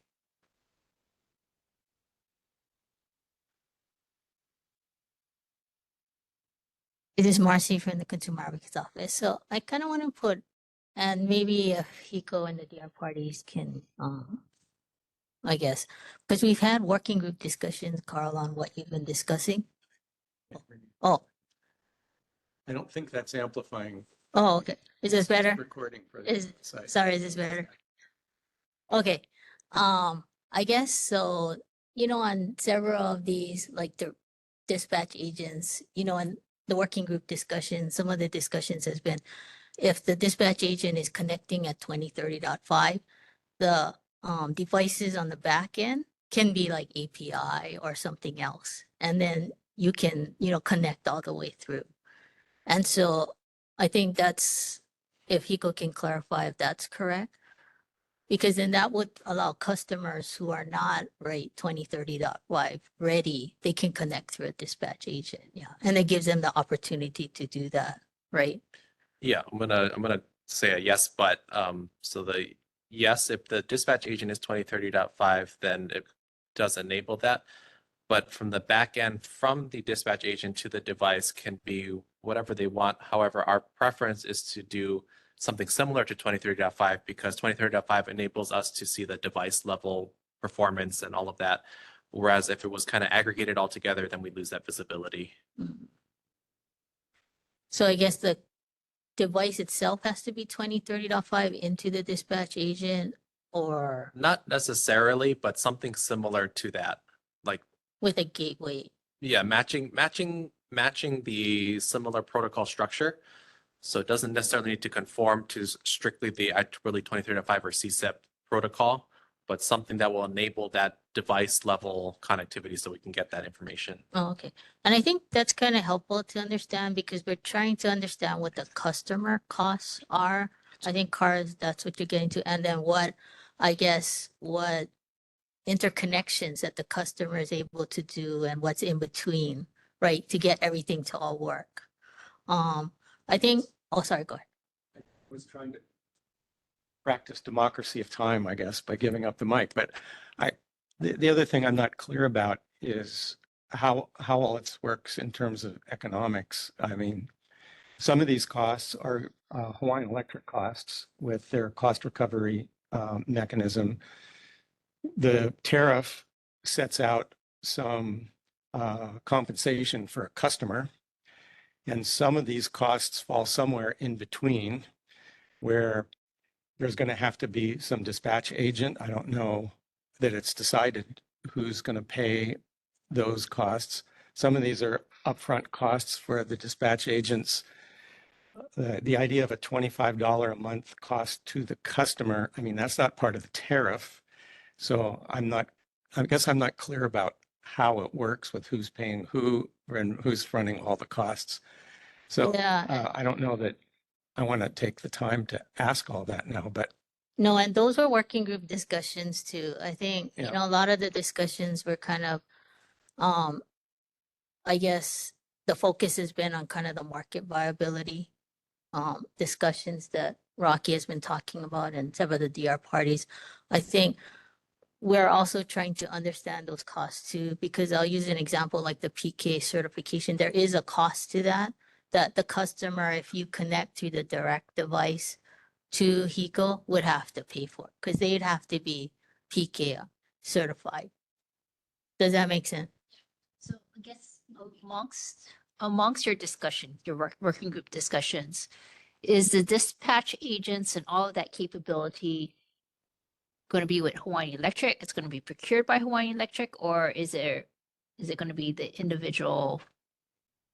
I guess that's my question. That's also been a discussion too. So that hasn't been resolved. No, because it kind of depends, like what the DR party said, what the model is for what each, I guess, I don't want to speak for them, but like each installer, or it can be through various ways, yeah. So, but not really procured through the HICO company. I guess we have raised some issues about if that's done, then it gets into the aggregator situation where the aggregator through Good Services was, done through an RFP process to make sure that entity, whether you call aggregator or dispatch agent, is procured right on a cost-effective basis because those would be costs borne by ratepayers. So we haven't I mean, those discussions haven't gone all the way through because I think of the market viability questions. Right, but wouldn't, I guess, Hawaiian Electric dispatching, having the dispatch agent and handling that aspect resolve a lot of the upfront what I'm hearing is the upfront cost required of being the dispatch agent for the individual DER, you know. I'm trying to balance the two. It seems like there seems like significant upfront cost on their end.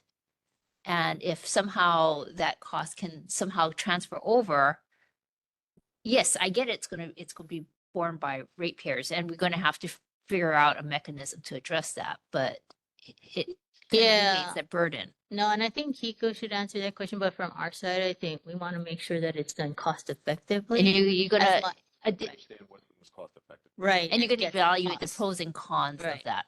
Got it. And that discussion hasn't gone through. Thank you. Because isn't it then also kind of a chicken and the egg issue too? Because like a dispatch agent, if they don't know how many people are going to participate or be their customer, essentially, why would they invest in anything? And so it does seem like somehow getting something set up ahead of time so that there are a certain number of qualified dispatch agents available who are already set up that way, at least, and ready to accept customers is kind of essential, right? Like if you don't, you can't do it the other way around. It doesn't seem like, because no one's going to invest without knowing how many customers they're going to service.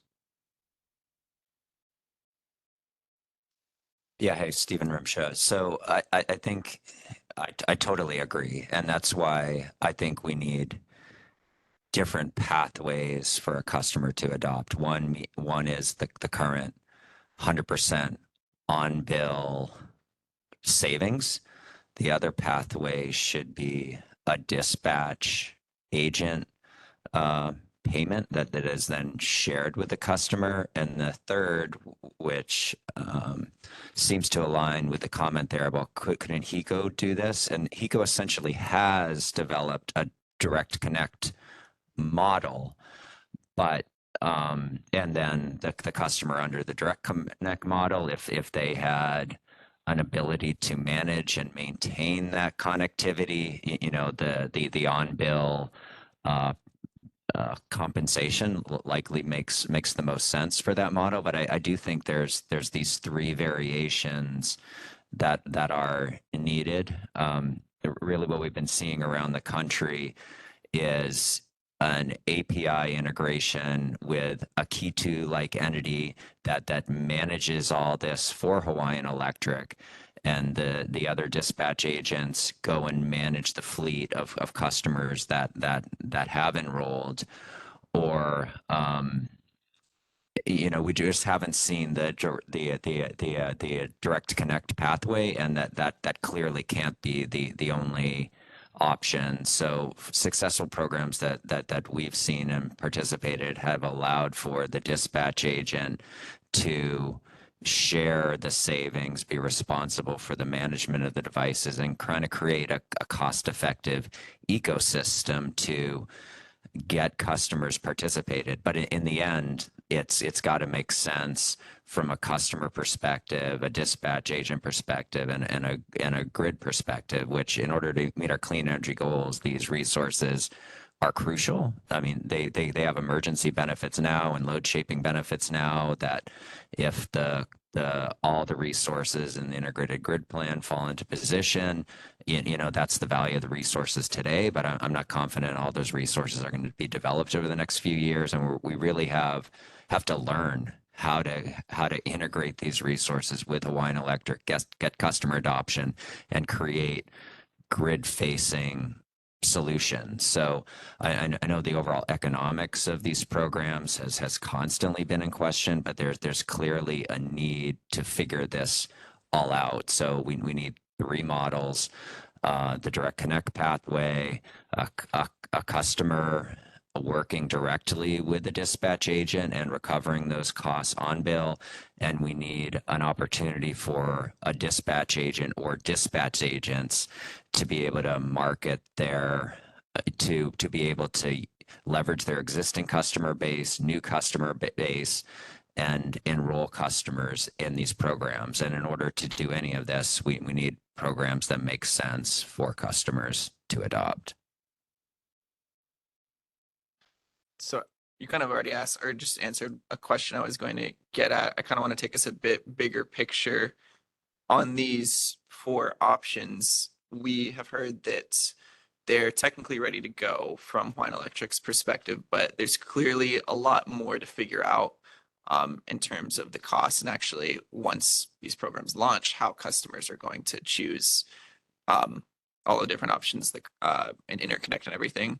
And I'm wondering, this might be an open question for all of the parties, whether it makes sense for these programs to hone in on potentially one or a subset of these options to sort of address the cost effectiveness of all of these different options. We've heard a range of different costs for a lot of these, the simplicity from a customer's perspective in terms of enrolling in this program, and as well the efficiency from the utility's perspective in operating this program.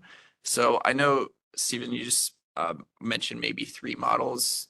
The 3 models that you mentioned might be the appropriate path. I'm wondering if the other parties have perspectives on that as well.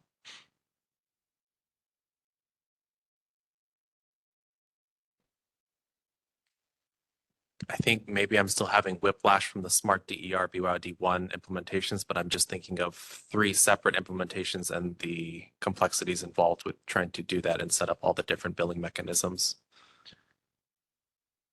Which is probably not helpful constructive feedback, but that's kind of what I'm thinking through right now.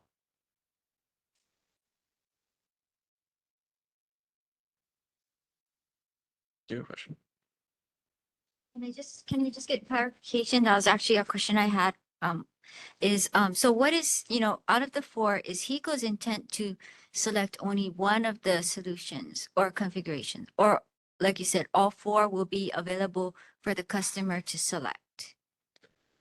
As it currently stands, we're trying to be as flexible as possible. So being able to select any of the 4 options is kind of what we're aiming for. Okay, thank you. Use my facilitator privilege to ask a question. I'm not sure I'm grasping the value of 4 different options to customers. I know you mentioned it's important, but I'm not sure I understand why it's important to have those 4 options. Is it something that it enables more OEMs to participate or more dispatch agents? Like it's building a more robust market? Is it about customer choice? What's the value proposition? Yeah, so from a Sunrun perspective, a direct connect model only, I highly doubt we'd participate in that at all. Having 100% of the program's value go to the customer is very challenging, because then we need to manage these resources on an ongoing basis. We would need to inflate the costs of our system upfront, the upfront costs of these systems to account for program participation. And then there's really no ability to capture the existing fleet that's out there. Which is why having the dispatch agent be of the ability to aggregate as many customers as possible that they've signed up with, manage that fleet, share savings with the customer. It provides an ongoing opportunity to leverage the existing fleet and provide ongoing grid services. But in the end, it also, there's also this component, as we've been talking about, the value. Right now, BYOD 1, we aren't selling it to customers. We don't see a value proposition there. So you know, we haven't done the analysis with 2 and 3 in the depth that we did with BYOD 1 because it wasn't ruled on. So I can't comment on either of the scenarios, whether it's, you know, all the money going, all the performance being a bill credit, or if it went to Sunrun as a dispatch agent. I don't know whether they would be viable products for us to sell, but having the ability to aggregate our customers, enroll our customers, which is allowed by our existing contracts, and share those savings with the customers is the most efficient way for us to bring a large amount of batteries, existing and future batteries, into these programs without considering the program economic value, which would be needed to analyze further. Hopefully that was clear, and I hope I didn't cause any more confusion. I'm going to let Yo respond. I see a question from Carl, and then I'm going to try to wrap up this section. Thank you, Grace. I'll try to keep it short. You asked for the customer value proposition. It might be more about the solar industry's value proposition. So there's a large companies, small companies, and the smaller companies may not want to be a dispatch agent, but if they select an inverter that's 23.5 certified at the device level, then they can focus on selling that to help the customer connect to BYOD. And so that optionality helps the various market that the contractors are at. So that's why Brian mentioned flexibility. I just wanted to ask Grace's question a different way. Is the reason to have 4 options at this point because we don't really know what's going to work, and so we want to keep all the options open until we figure it out? Or is there really some reason in the end that we want to have 4 options available because that's the best way to maintain flexibility? I'm kind of I mean, is that a sensible question? If I could answer or echo Yo's, but in a different way, recognizing that there's no one size fits all for all of our DER base in Hawaii. Certain contractors or companies are going to be able to do things that others cannot. So being able to provide multiple pathways kind of allows the most participation, at least that we can tell, for contractors to choose from. Whereas the Sunrun might be able to do like an aggregation method, a smaller individual contractor may not be able to. So want to give them options to participate. So it's kind of the latter. There's value in having multiple options as the end result. Or at least the flexibility for as many participants as possible. And to add to that, Marcy mentioned this earlier, Carl, where if we choose one and if we wanted to go cost effective, we will go to the other side and not focus on the market, but go do an RFP to figure out who can give the best solution for that one solution that we're looking for. But BYOD was intended to be a long-term grid services for all market participation. And if we're not going to do an RFP, we want it to be flexible. Okay. So if I'm just general customer, I could go in under any program today as long as my system was compliant with 2030.5 and participate in those programs, correct? Thank you. Okay.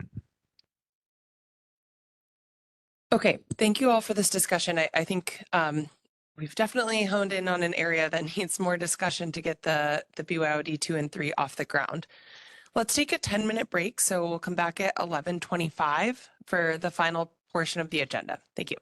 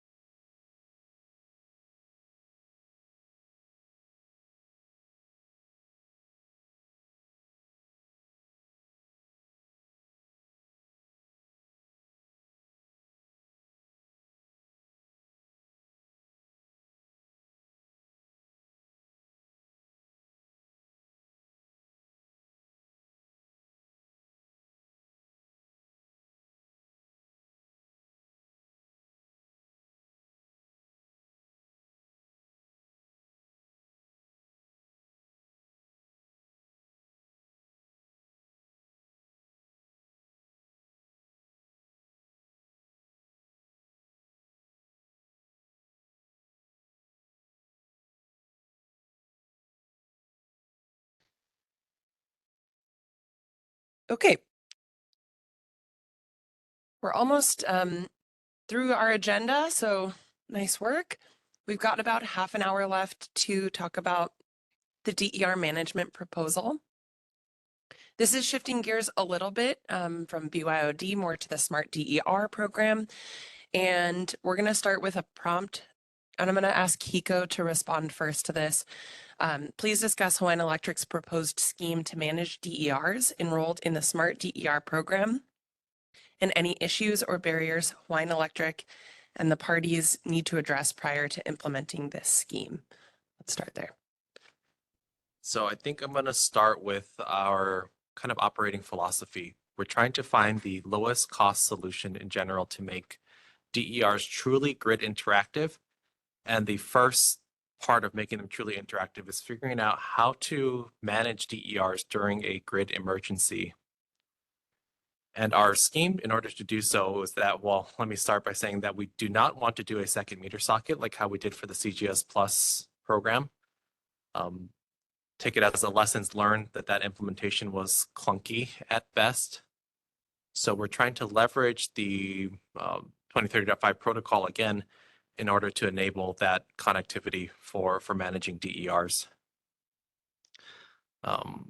I think as far as issues and barriers to overcome prior to implementing that scheme is kind of what we talked about for BYOD, is identifying low-cost options for customers to be able to have that functionality. I think that's probably the primary one.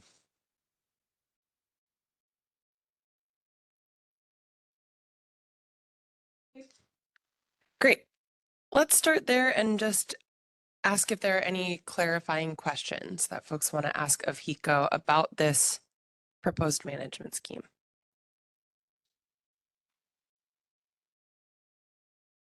So this is a little different than what we've been talking about before. And just quickly, in terms of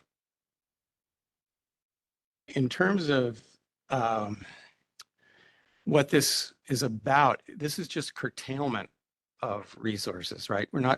It just has to do with when the utility would be allowed to curtail the resource. And is it clear, is it curtailing PV generation? Is it curtailing export generation? So imagining this would be for all customers and might not have a battery. It could just be as simple as some panels, inverters, and a circuit breaker, well, with a manual disconnect.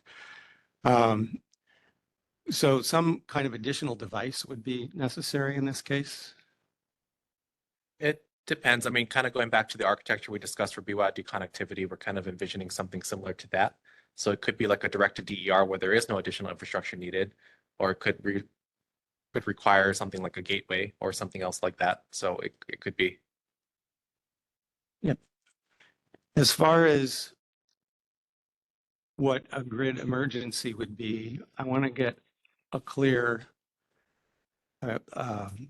beat on this, because in terms of trying to come up with tariff language, it hits a pretty sensitive note. And from a regulatory standpoint, we're asking the question, under what conditions can the utility control a customer's equipment? And in some cases, we've talked about grid services, like the BYOD 2.3, the customer says, well, we agree. Well, there's some compensation here. We're going to cut a deal. We're going to sign a contract, and we're going to provide grid services. But in this case, it would seem that we're not necessarily asking every PV customer to provide grid services.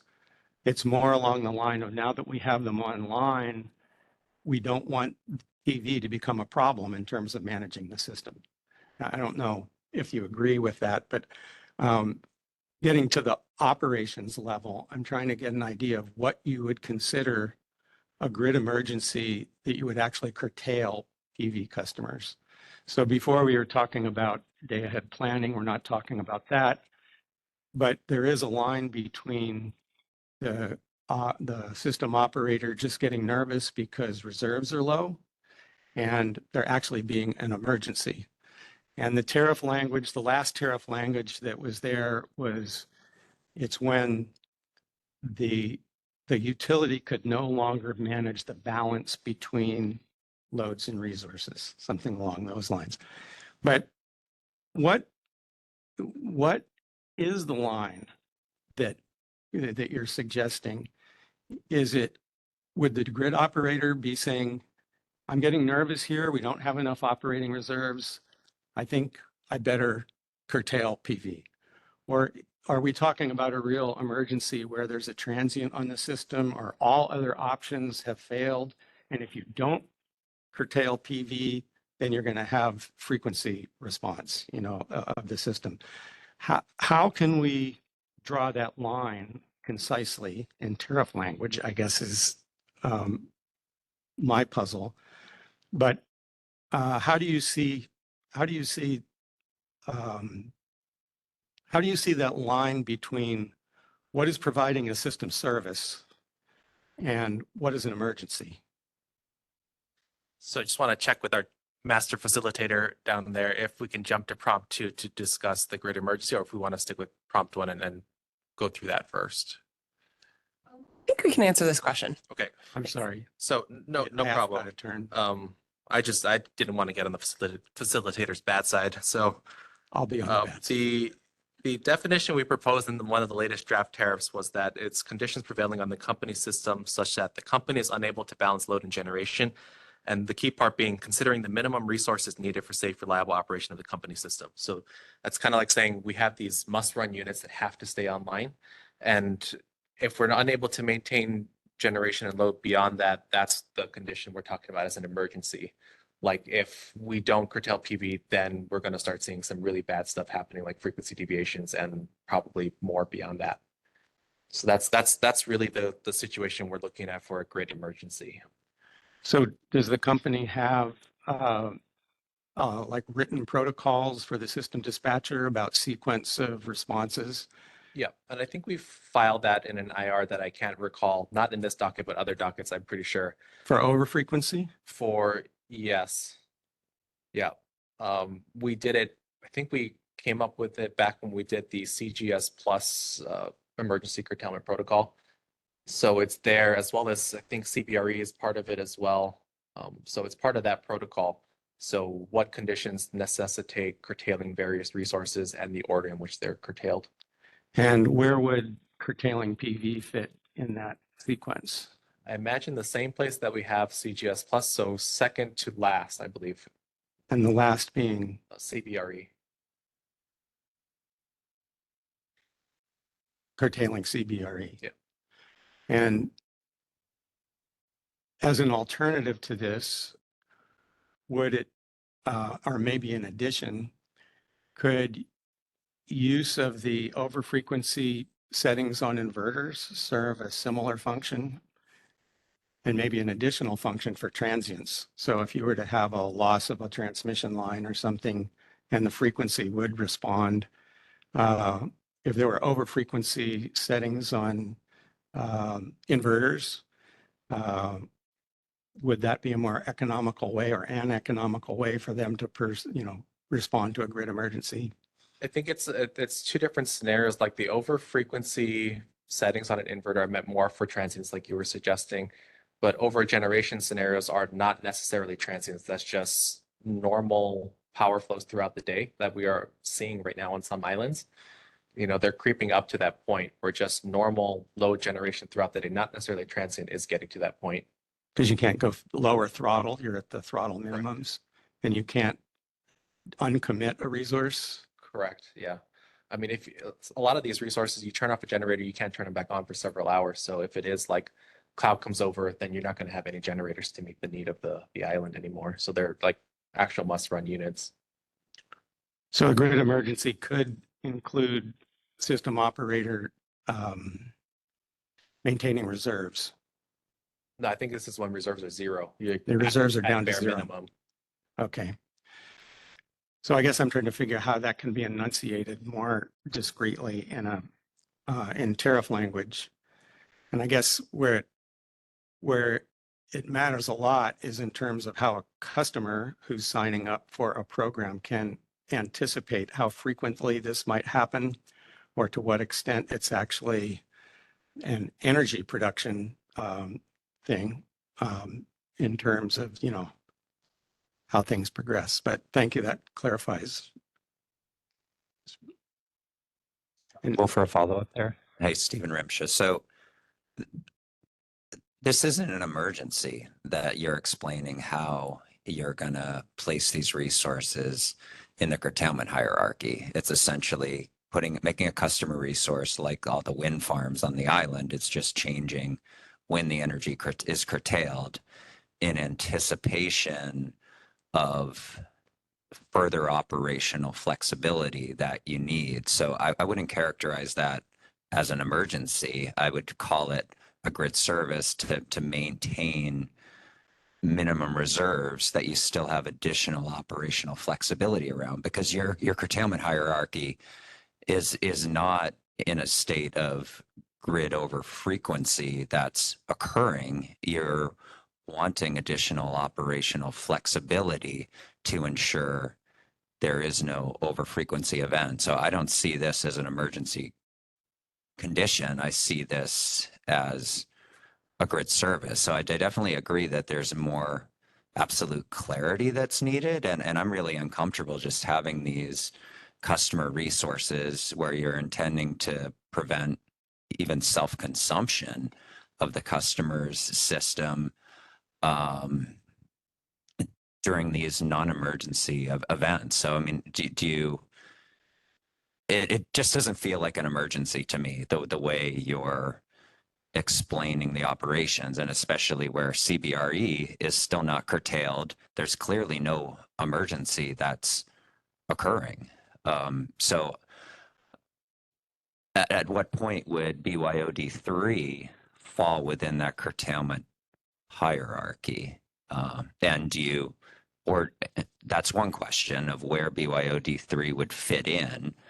And two, I guess, how much additional operational flexibility are you maintaining? Maybe this is a better question for an IR in the future, but I don't see this as an emergency, because is there not additional operational flexibility built in to operations at these thresholds of when you're curtailing variable resources?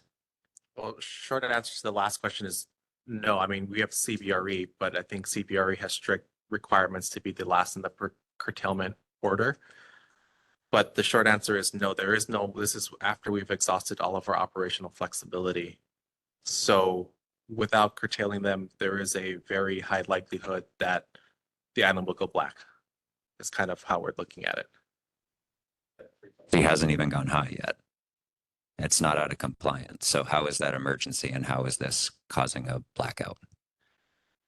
60.5, I think, is the frequency, which is not very hard to get to in an overgeneration scenario, especially on the smaller islands.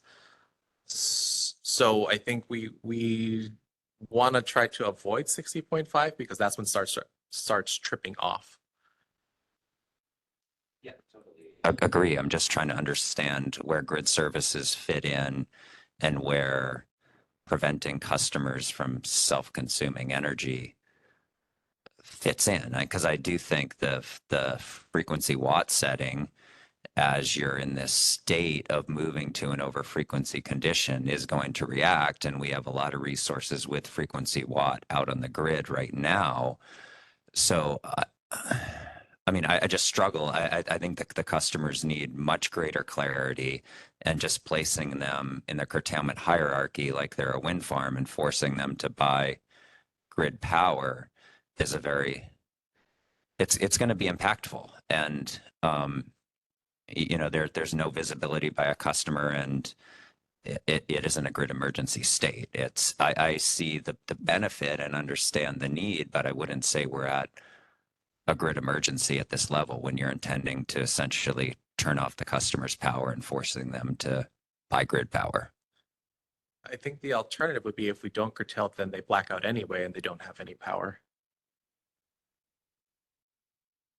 But do you have analysis showing that frequency watt is not going to stabilize the grid as intended? And when there's a lot of systems that have gone in with frequency watts, so you do have a level of reserves out there that you aren't accounting for now. Frequency watt is on, but most of our base does not have frequency watt. We do not have analysis to that extent because we don't want it to get to that level. We don't want to have an analysis to show that. If we get to that point, then things will have gotten really bad. We're trying really hard not to get to that point. At what point does frequency watt kick in? Do you recall? I don't recall our current standard here. 60.036 hertz is when it starts. And it finishes somewhere around 62.44 hertz. So it's not an immediate response at 60.5. And it's also more of like a longer term transient response rather than just like a steady state generation load scenario.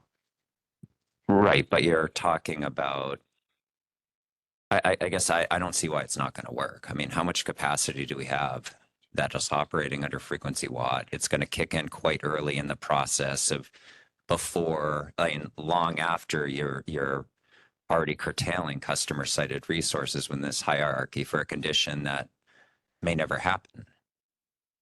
So I think that's the question's kind of identified. I don't know that we're going to solve an argument about it, but I'd like to undig myself out of the hole I dug us in and go back to prompt 1 and get back to the point of what needs to happen in order to implement the company's proposed DER management scheme. It's similar to the BYOD conversation we were having, enabling those 4 pathways to smart DER customers to be able to have that capability turned on so that we can do it in a lower cost option than what we've looked at in the past with like the CGS plus second meter socket. That's, I think, our position for what needs to happen in order to enable that.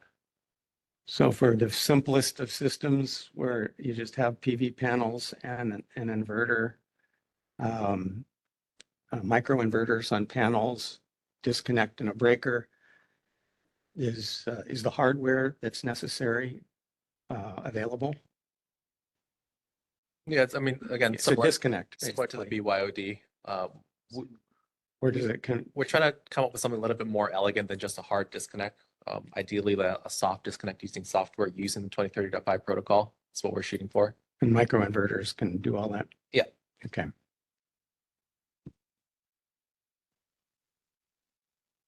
And just to remind us, is this proposal just for new applicants to the smart export tariff?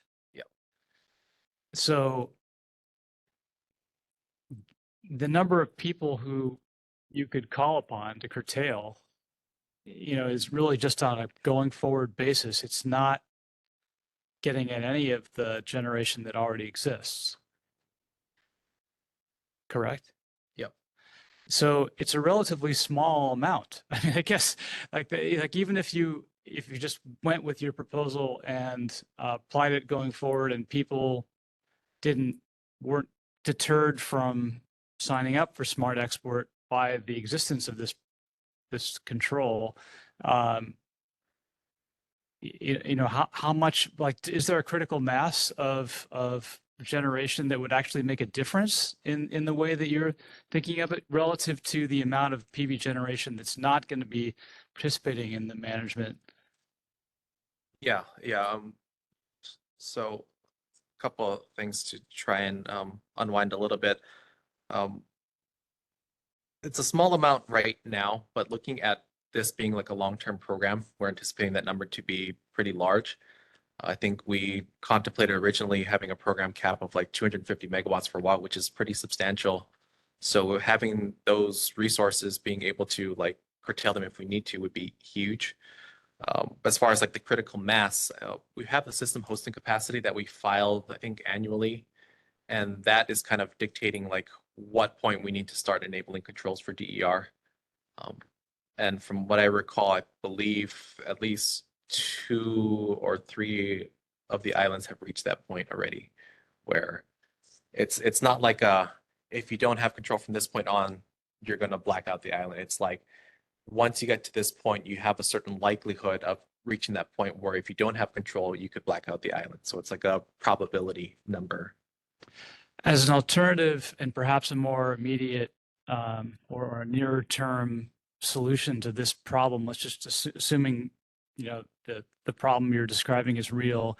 What about just building more KES type, battery storage facilities that are, strategically located on your various island grids to absorb excess generation during the day and not necessitate any curtailment? Yeah, I mean, that's certainly an option. I think that's also sort of a Band-Aid option because there's only going to be so much they can absorb and discharge back to the grid before they just become full all the time. But it certainly is an option to consider. So is ECO considering that option as an alternative to the DER management scheme?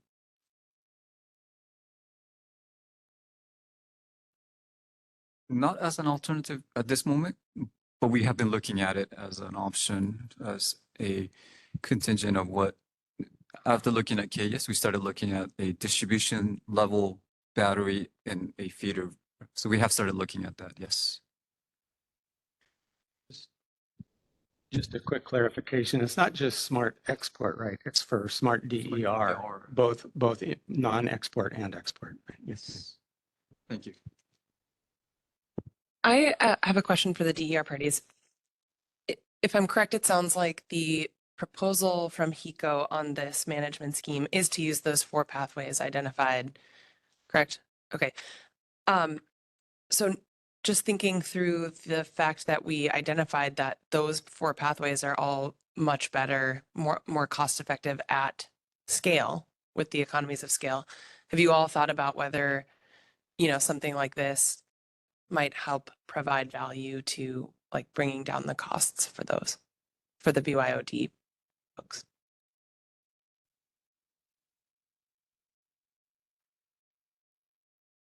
I guess maybe quickly before I pass it, I mean, there's been comments about the direct to inverter pathway as being readily available. In California, most of the systems certified as an aggregator. So I personally do not know how many inverter OEMs out there actually have a 2030.5 direct connect pathway. I don't know if Chris has any insights through conversation he's had, but this, I mean, in the last docket, when we created the Smart CGS Plus program, the self-supply tariff was, that smart, the grid supply plus tariff was created by this means. I agree it's not an elegant means, and I don't know that it's ever been used, but now we're saying self-supply systems also can't do this. And, I see a grid need, but at the same level, this is a grid service, a planning criteria, and I just worry about the long-term impacts and everything we've struggled about earlier. There's still going to be a development need to create this, and I don't believe all the OEMs are ready for direct 2030.5 because I don't believe that's what they've all certified to. This is Chris DeBone. Following up on that statement, yeah, all manufacturers aren't inherently building the capabilities into their platforms. Some are. Some have them in there organically, but then you have to enable it either for a fee or for some development cost. It's not just a plug and play world with these devices under what we're talking about for control and capability right now. Some are easier than others. They've built it in there for the future, but it's not the broad market. And I think that's the toughest part. And that's hence the 4 pathways of figuring out what that is. Is there a preferred pathway that can be defined, looked at, and then emerged out from there? Does Hawaiian Electric have a preferred pathway out of the 4 that all the way through from the beginning to the end that can be used to then go outside of to see how much more broader we can make it for other scenarios? I think we have preferred pathways depending on what we're trying to achieve. I think lowest cost to the customer would be a direct to inverter, but like you mentioned, not a lot of market participation with that. So barring that, the gateway option is another one. I think gateway and dispatch agent are probably on par as far as like preference level. 2030.5 dispatch agent, I should clarify, and then probably API following that. And another layer on top of that, if we can somehow find a way to get the communication pathway under the utilities control instead of public customer internet, that would be even more preferred because we have a little bit more security and the reliability of the connection. Yeah, I think that probably covers it. Regarding your question, Grace, about economies of scale, I think this is not quite equivalent to that, because this is I would reiterate that in some ways, the way curtailment has been characterized here, it's a grid service, and that would be a non-compensated grid service to customers, right? So it'd be driving the more optionality you have for pathways would be driving the cost, would be increasing the value of that grid service, but that value would be going to the grid in operation and not shared with customers when they would be giving up that value. Yeah. Okay, we have about 5 minutes left. I want to make sure the consumer advocate had a chance to ask any questions that you all have. Okay. Go ahead, Commissioner. Earlier, I think there was some discussion about potentially having a master dispatch agent that was, contracted by HECO. And if that master dispatch agent existed, then somehow other dispatch agents could integrate more easily through the master dispatch agent. Did I hear that correctly? And so that you could, have just a single API integration cost, and then others could work with the master dispatch agent. Is that a possibility, or did I just not hear that correctly? Yeah, so I mean, we kind of touched on that a little bit, but that's sort of how our relationship with Key2 exists right now as it is. There's still going to be some cost to integrate to the Key2 platform, roughly $60,000 per API connection. So there's still that element involved.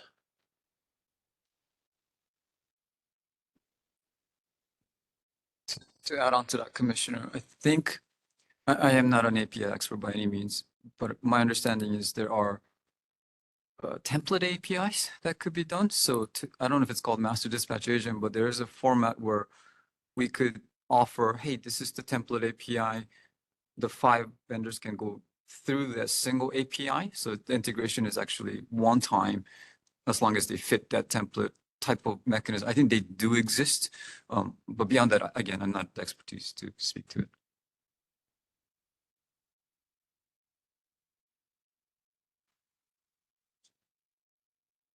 I haven't heard of a master dispatch agent model. I too think that Key2 kind of would fall into that role potentially from HECO's standpoint, but I haven't heard of that model anywhere else. Have you? Yeah, I see Key2 playing that role, but at the same time in the Massachusetts program, where there's a different entity managing that role, there isn't the cost you need to pay to integrate into the API. You have your own development costs to integrate with them, but it's not like you have your own development costs and you need to pay Key2 as well. So it's twice the cost. So I think it gets back to the structure, but I do see Key2 as enabling that pathway, but it's, there are added costs than what's occurred in other markets.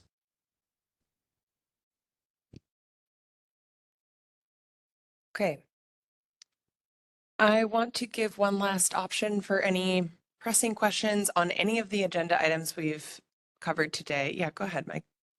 And if others are thinking of questions, we do have a few minutes left, so I will open the floor to that. Just question for Hawaiian Electric. With with the gateway and the 2030.5, how much of the systems available, like with the inverters that we have today, could you presumably access, would have the functionality and the communications needed to provide the grid services that are envisioned under these programs? I'd say all of them. I've not met an inverter that would not be able to participate with a gateway. Okay, thank you.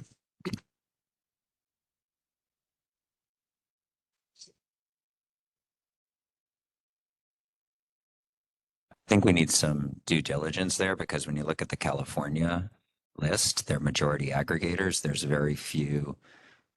There's a couple gateways on the list. There's a couple manufactured products that have a gateway pathway, but the majority of them, as far as I know, are at the aggregator level. So they can provide 2030.5 dispatch, but it doesn't mean that it's at the device level is my understanding.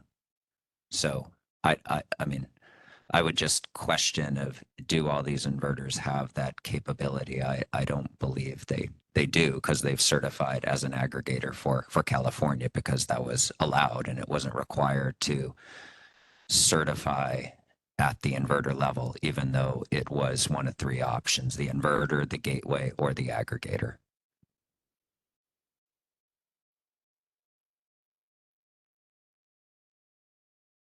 Okay, last opportunity.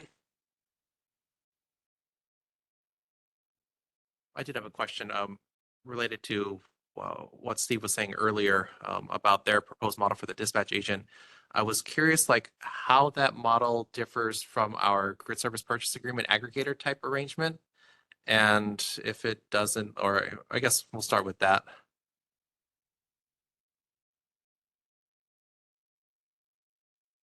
Well, it's not contracting specifically for amount of capacity, right? So it's a bring your own device program that the dispatch agent could onboard customers and enable participation versus a solely on bill BYOD program where I'm not sure how the dispatch agent recovers the upfront costs we've been talking about, the ongoing costs, and makes a business case for participation, assuming there was programs that provided customer value. So, I mean, I don't know if that fully answers your question, Brian, but it's using the bring your own device model to onboard customers outside of your other contracting means.